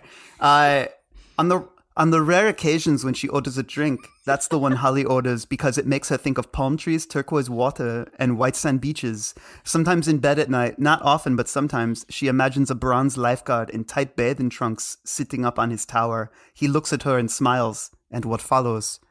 And this was interesting to me. Well, this was interesting to me because I've never seen Holly as like a sexual creature. Right. Like she always struck me as pretty asexual. And so the fact that she fantasizes about this like hunky bronze lifeguard, it feels like so adolescent in a way that feels incongruous with her character. But hey, I always felt like something was going to happen with her and Pete. Oh. Well, maybe if he drops those pounds. Or maybe, you know what? We'll find out next year in Holly Book 2. That's true. What if it's just like sex? They should go to Batman and, speaking of Arnold, they should go to Batman and Robin and just call Holly and Pete. Holly and Pete. Oh, Holly Ampersand. and Huntley. Ah, okay. Nice. Mike, yeah. Did you read the fart again or old age farts yet? Absolutely not. I haven't gotten to no farts yet. Okay, No. so cool. 260. Help me up, Marie. I believe I'm going to fart again when you. No, I can't even do it. You're doing a good job. I believe I'm going to fart again when you fart. I try to do it. Help me up, Marie. I believe I'm going to fart again when you do. Thank God at my old age, farts are relatively odorless. Like, God, that sounded awful. That was awful. I got that too. But, No, that was good. No, the worse the better. I got that too. I got that. All right, I got thing. another farting one on page 243. Yep. When they get to the house, Barbara and Marie help Olivia out of the car and up the steps. A slow process accompanied by several loud farts. Just backfiring, Olivia says, matter-of-factly, clearing the exhaust system. Oh, gross. I missed that. Clearing the exhaust It's system. a little more technical, so, it easily flies over the radar. my But God. do we have the poop shoot part? Oh, yeah, that was a good one. I don't, but I have. There's a bit of unintentional pound cake on 195. This is when she's talking to the old ex-boyfriend's roommate. His name's Randy. Oh, yeah. But I just laughed because I don't think it's meant to be pound cake. But okay, so the guy's talking. He goes, yeah, it was just after the Juneteenth block party, and yeah, the three of them went in Billy Stang. Tom Terrific is the kind of dude who will suck on his fellow dudes until there's nothing more to suck. I guess they wised up. Speaking of sucking on people, can I have another one of these? And he's talking about coffee, and I'm like, why the fuck do you keep saying sucking? Like That's how you drink coffee, right? That is like, I think anyone who is his age, which is like supposed to be a guy like in his like early 20s, we all know what sucking means, and it relates to fucking. That's right. Or eating a chili dog, to be fair. To be fair. John Mellencamp, we love him. All right, I got this is when Emily and Rodney are together. She sucks his finger. A thing that once upon a time would have turned a noodle in his pants into a rail spike. Okay, I've got rail spike. Rail spike. Rail spike. Okay. My spell check kept insisting to separate the two words. I'm like, rail spike. A spike for railing. That's right. All right. She reached on page 242. She reaches Barbara and Marie, thanks the orderly, and plops down with a sigh and a wince. I have once more survived the indignity of being entombed in a noisy machine while my poop chute is examined. Poop chute. Poop chute. That was like made for Arnold, though. You know? Totally. Like could have said that in Cop or K-Cop. You know what? Now K-Cop, yeah. I'm having a brain fart. What is the name of that great Charlie Kaufman movie with the puppets and it's all Anomalisa? What if they did this, but Arnold Schwarzenegger played all the parts? I would love that. Anybody got any more? I mean, this is the one I've been waiting for. Oh yeah, Let's well, go. and that can lead us into our next category. Okay, I think. Maybe this is it. I think so. Go for it. Pete is old school. She once heard him complaining to Jerome about the Miss America pageant, dropping the swimsuit competition, and his go-to word for breasts is either bazams or jahoobies. Nice. Love that we got jahoobies. We got back. jahoobies back. All right, so here's maybe that was fan service that the critic was talking about. Yeah. Do you wonder if, not to give us credit, yeah, we've singled out Jahoobies more than anyone, and I do wonder if he's heard us talk about it so much that he's like, all right, I'm going to bring it back because I haven't seen it in a while. It's been a while. He heard our call for the return of Jahoobies. He did, and he delivered. He answered the call. Yeah, answer the call. Yeah. All right. Well, speaking of Jahoobies, let's move into our next category, which is King's Dominion. There's another world out there. I know there is. All right. I have now, despite the fact that I don't think these are really overt Easter eggs, I have quite a bit I in got this at least category. 12. Did y'all get a lot? So we've got Jahoobies. We also I didn't have count that, but we'll count it. that is the rare crossover between Pound Cake and King's Dominion. It's true. It's true. Every once in a while we get it. I have on page 5. Yep. You got that? Yeah, the Hi-Ho Silver. Yeah, Jorge says Hi-Ho Silver. Okay. And then on page 11, they call it Kashava, which is Ka. Yep, I got that. The drink. All right. You want me to run through the 19s? Yes. Oh yeah. my God. Yeah. All right. Penelope has put up signs to alert. Penny has put up signs to alert people to Bonnie's disappearance, which we talked about. The mother's phone number is 216-555-0019. Bonnie's ex Tom's home address is 2395 Eastland Avenue. Add up those numbers. 2 + 3 + 9 + 5 = 19. Penny's address is 883 Renner. Speaking of Jeremy Renner. I know. Penny's address is 883 Renner. Add up Dominion. those numbers. 883 = 19. Barbara's poem that M reads consists of 19 lines. Holly's private number is 440-771-8218. 8218 = 19. Oh my God. Wow. Enough. That's some calculator shit. How about that? Page 37. Yeah. No Miss America, but she was a prom queen back in high school, and nobody dumped a bucket of blood on her either. I got that, yeah. Yeah, he also quotes "Get busy living" or "Get busy Yep. dying." Yeah. Yeah, I that was thought interesting. Really interesting. He does that yeah. sometimes though, because he'll like reference some movies and I feel like there's two worlds that he has, or maybe multiple ones where he's just like, this is supposed to take place in the real world, which is I probably think that why. kind of also acts as a guide map too, right? Like where are we? Yeah, which is probably why you wanted to get COVID in here. But I had on page 339, Victor Anderson is sitting in a wheelchair that's turned away from the TV so he can look out at the lawn where a man on a riding lawnmower is cutting the grass. Shit. Didn't even pick up on it. Lawnmower man. Yeah. Green pubes. Job. Interesting. Page 215. Holly is a fan of Michael Connelly's detective hero, Harry Bosch, and especially of Bosch's #1 maxim, get off your ass and go knock on doors. We needed to get some Bosch in here. It's officially King's Dominion. I'll have to let Mac know that Bosch was mentioned. Well, Bosch is coming back. I just I saw you tagged him. I tagged him and I said, "Attention, King!" Like he doesn't know. Isn't it called? No joke. I almost screenshotted it. I think it's called Bosch Legacy. It is kind of like It the is. Bourne Legacy, starring Jeremy Renner. Yeah, King's Dominion. Page 237. Speaking of 237, Well, this is I put this under King's Dominion, but this is when Holly's talking about her dad, and he worked for Ray Garton True Made Tractors. I was like, why is Ray Garton? Why is that name familiar? And I realized it's the name of a horror author that King really likes, and he's recommended him on Twitter, which means I've written about it in the newsletter about his stuff. He writes pretty trashy like novels about like, you know, I think he has one about like lounge lizards, you know, like prostitutes that work in like truck stops, and like that's the kind of horror he writes, which is really fun and really like paperbacky. And so yeah, I think King really likes him. He recommends his stuff. You know what's creepy, Randall? You just said that, and we are now at the 2 hour 37-minute mark of our recording. Ooh, creepy. Did you all catch page 223? We got a little yes, nod. I did. What was it? It was in toto. Yes. Wait, what's the nod? Shout out to our old friend, Mr. Harold Lauder, who do you remember In Toto from the my Strand? God. Yes. I did not even. That is deep. Oh, wow. That's a good one. That's because y'all aren't students of the meeting notes like I am. Oh, that is true. You know what? It's a great point. Let's let those wash over me. I did see. Sorry, Mike. Go for it. There's a library employee with the name of Margaret Brenner. Oh. Ralph Brenner? Anybody? Oh, yeah, maybe.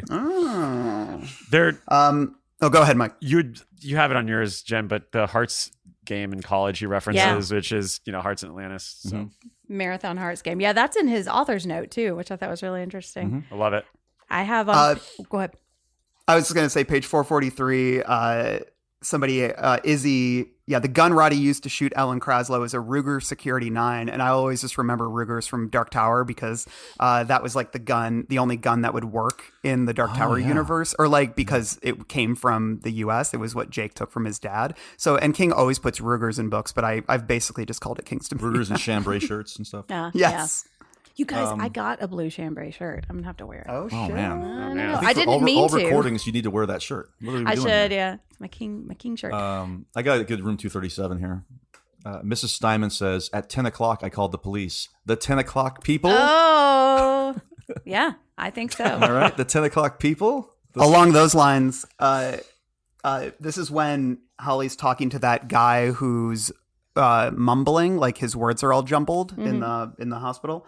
And she goes, he's saying that Roddy and Carrie were good buddies. And he goes, ooh, Duddies.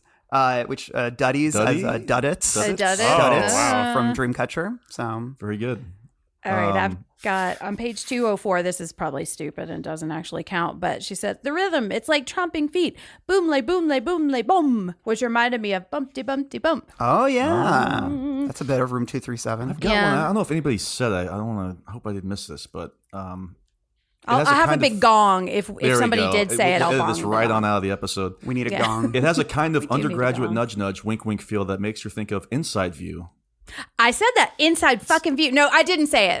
But I had that on my list. Yeah. Okay. Not in this section. We mentioned it earlier. There we go. Inside View are one of the New York Post columns. So there you go. Inside View is a constant tabloid rag in King books. So there you go. Which, and Miguel Ferrer works. I always think about Miguel Ferrer. No joke. Every time I see Inside View. So the man himself. That's pretty cool. It does take place in King's Dominion then, for sure. That's the confusing thing. What world is this, though? You know, which world is it? Sometimes I wonder if he references these things and then remembers that he wrote them. You know? Yeah, he is pop culture now. You know. Well, yeah, because I don't know. I've been working at my company for a long time, and we design screens. And sometimes I'll see something old that I wrote that I had completely forgot existed. You know? Yeah, so sure. I don't know. Oh, on page 117. January 6, 2021, that was an event in American history that King referenced on Twitter. Just a little peek behind the veil, but we've had a text thread, and I texted y'all that this was happening, and I love that. I'm not sure if y'all believed me or not. I thought I was so... did not believe you. I did not believe I loved seeing each one of you get there.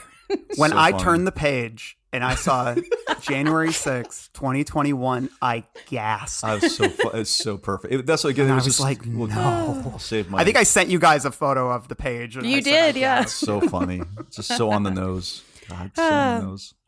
Well, okay. There's on 267 a character is named Ben Richardson, which I believe is the protagonist in Running Man. Oh, Ben Richards. Speaking of Arnold, Ben Richards. Well, it's his son, maybe Patrick Schwarzenegger connection.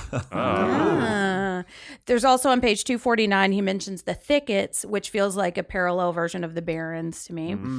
And then she looks like on page 296 she looks like the old witch in a fairy tale. And then I think this was a mistake. I'm not going to look it up, but I think I accidentally put this in the wrong category because I just have listed on page 260, I believe I'm going to fart again. That's a bit of King's Dominion. I think there's farts in every book. So. That's true, yes. That's all I got. That reminds me of the opera singer in Mr. Deeds who says, I think I just shat myself. Great Deedsy reference. I love Deeds. Sneaky. Very sneaky. Mike, you're kind of a Deeds hater, right? I like the sneaky stuff, though. That's pretty funny. Yeah. I've come around, on a long enough timeline with Sandler, I come around to all of his stuff. So, yeah.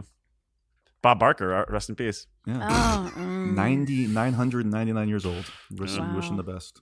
Yeah, King's Dominion, eh? Yeah. 99 years. I hope the Harrises are wrong about the afterlife. Yeah. Yeah.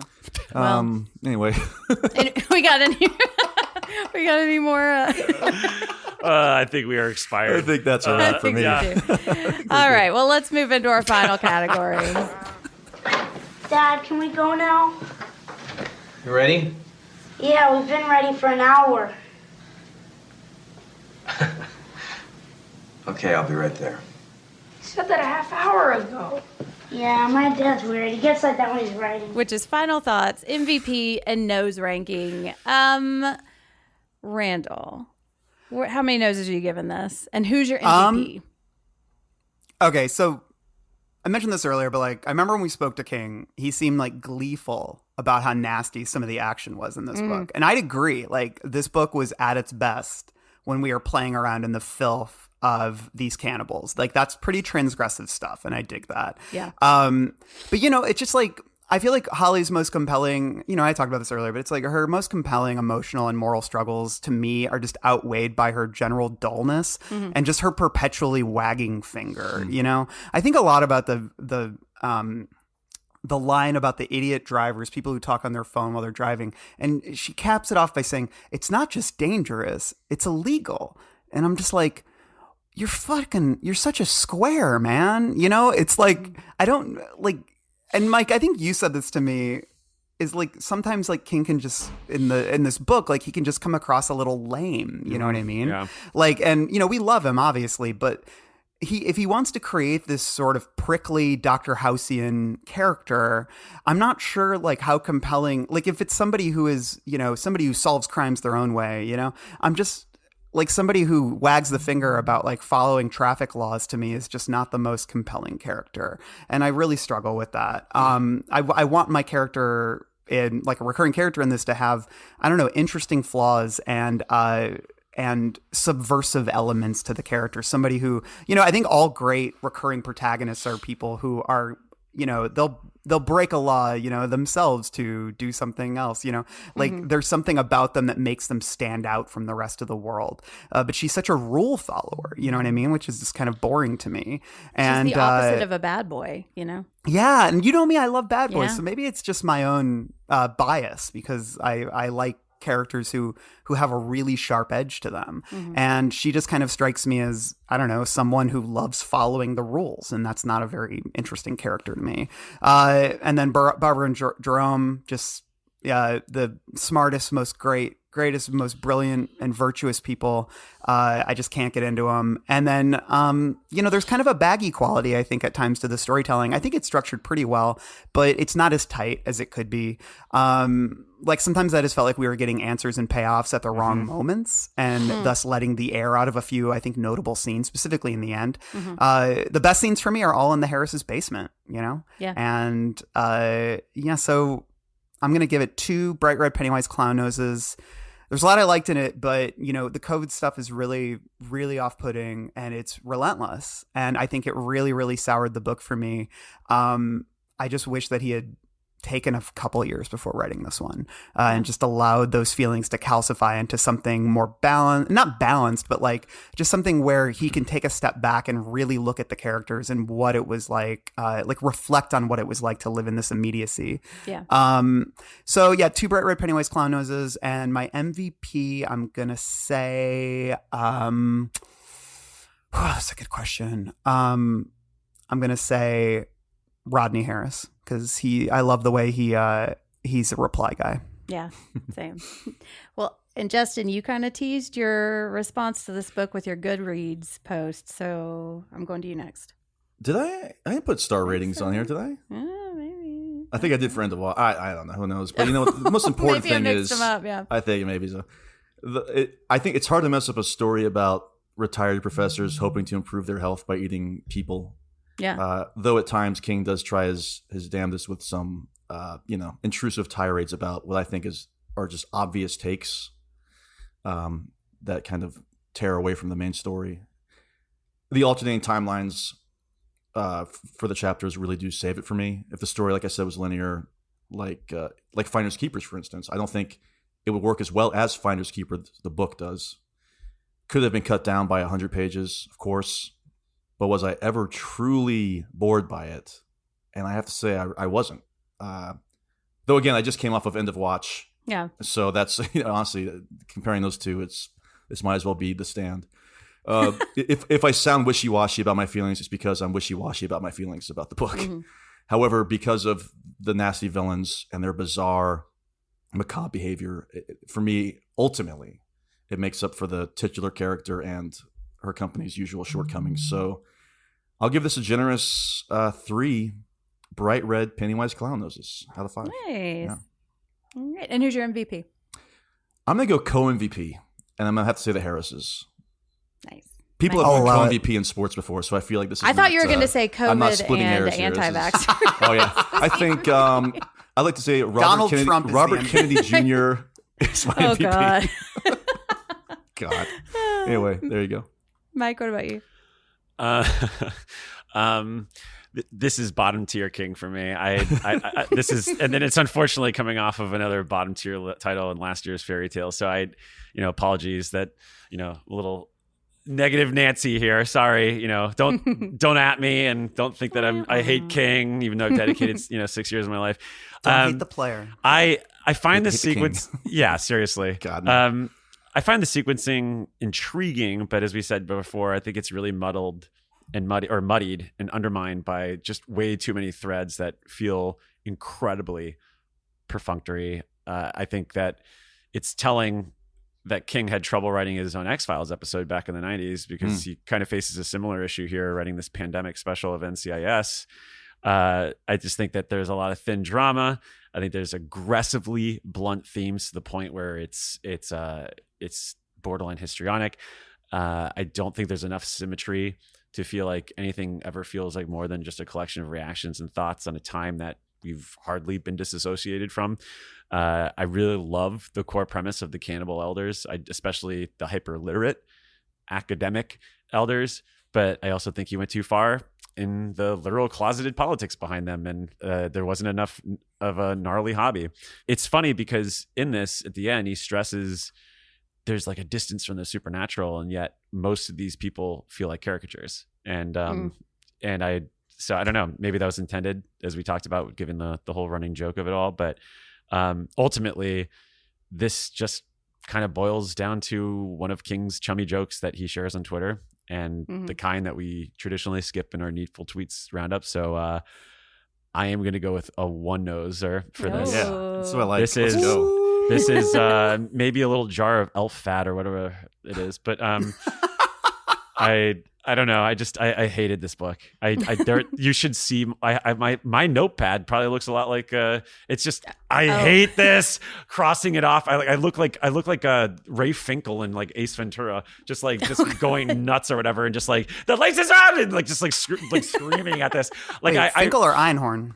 Einhorn, Finkel and Einhorn. But for me, it just I mean, that's one of the reasons why I did the gif of Bradley Cooper throwing the book yesterday after the guys finished it. I was like, fucking Christ. But so yeah, my MVP is Kerry Dressler because he loves Raiders of the Lost Ark. And so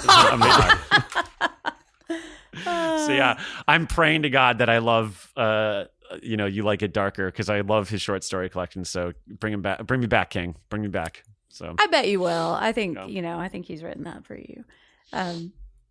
All right. Well, I really enjoyed this. I think I just kind of at a certain point stopped paying attention to the MAGA stuff. And like Corey and I have this joke where like when we were watching Sons of Anarchy and it was like some kind of inter-club thing, we would just be like, it's something with the Mayans. And we would just like dismiss that whole plot line, you know?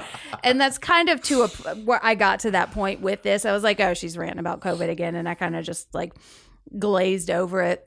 The part about her mother really hit home with me, and I really enjoyed and connected with that. And also, like, the cannibal shit was really fun. These are some of my favorite villains that he's written in a while. I would say if I looked over his larger body of villain work, it would probably fall somewhere in the middle.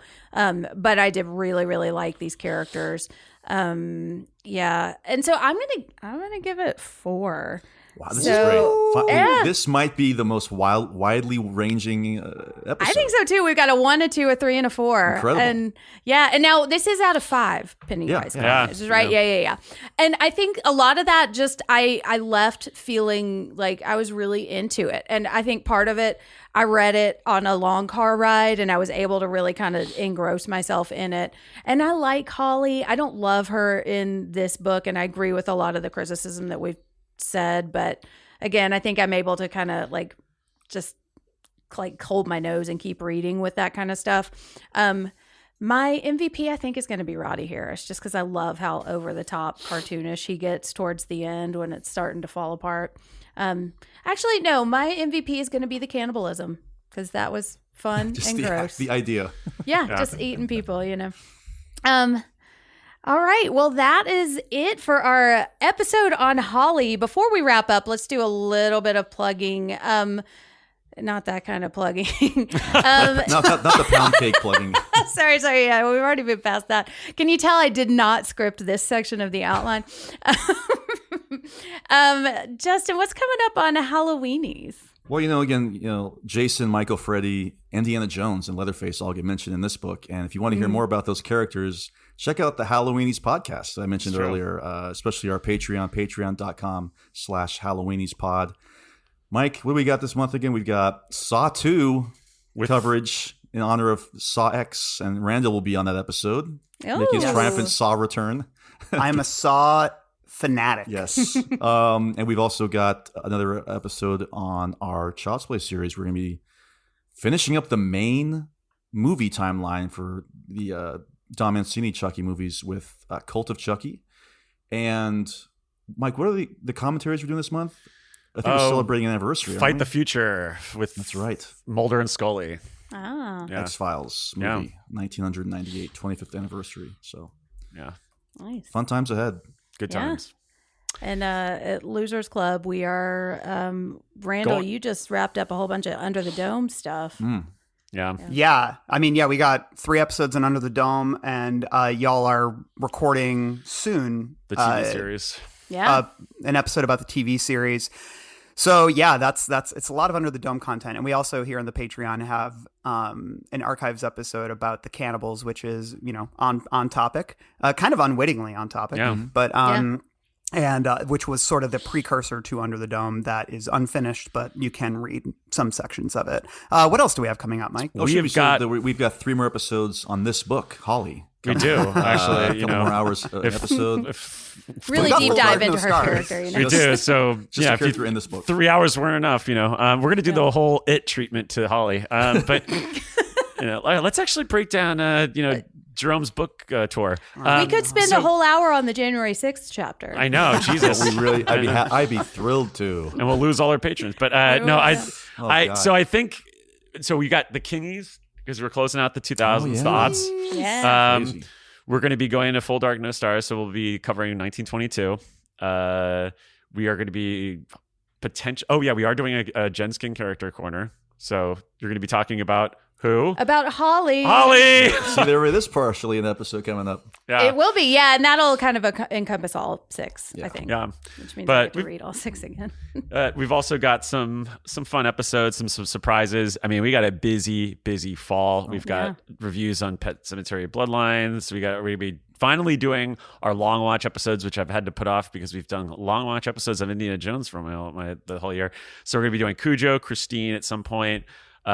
Then the big thing that's rounding us all out of the year after we get done with Full Dark No Stars like 6 episodes on 11/22/63. So that's going to be the big event before we head into 2024, where, oh my gosh, we are actually going to be covering probably the Hodges trilogy finally. So that's how far deep we are in at this point. So we're also doing Big Driver for September too. Oh yeah, that's part of That's So that's the first Big half. Driver, Fair Extension, Good Marriage. Yeah. So good times. Times. Oh yeah. Light material for some of those. Yeah. Don't worry. Oh yeah. The book earns its title. Isn't Maria Bello? Maria Bello's in the movie, right? She is. Yeah. She's in that film adaptation. Yeah, I remember. I was very upset with Still that haven't book. seen that. Or they were with that adaptation. It's not good. Yeah. We should have her on the pod and ask her. Like, hey, why did you do this? Jen doesn't like the movie. I think it was on Lifetime too. Like it's probably yeah. Yeah. Anyways, topic for another day. Yeah. So we're gonna big driver off into the sunset and call it a day on our Holly ranking. I'm going to put this book on the shelf after it having been sitting right next to my desk for, I don't know, a couple of months now. So actually, I'll probably have to get it back out again for the character corner. But so we'll say goodbye to Holly for now. I'm sure she'll pop back up into our lives soon. Thank you so much for listening. Thank you to my fearless panel for tackling this book with me. And let's sign off with Long Days and pleasant nights. I got some hot friends. God, I got some hot friends. I got some hot friends. God, I got some hot friends. But you know you want somebody to treat you good. This is the end of our show. For now. We hope you enjoyed this production. If you like our programming, consider searching for other bloody disgusting podcasts, such as Creepy, Horror Queers, The Boo Crew, SCP Archives, Nightlight, Margaret's Garden, and more.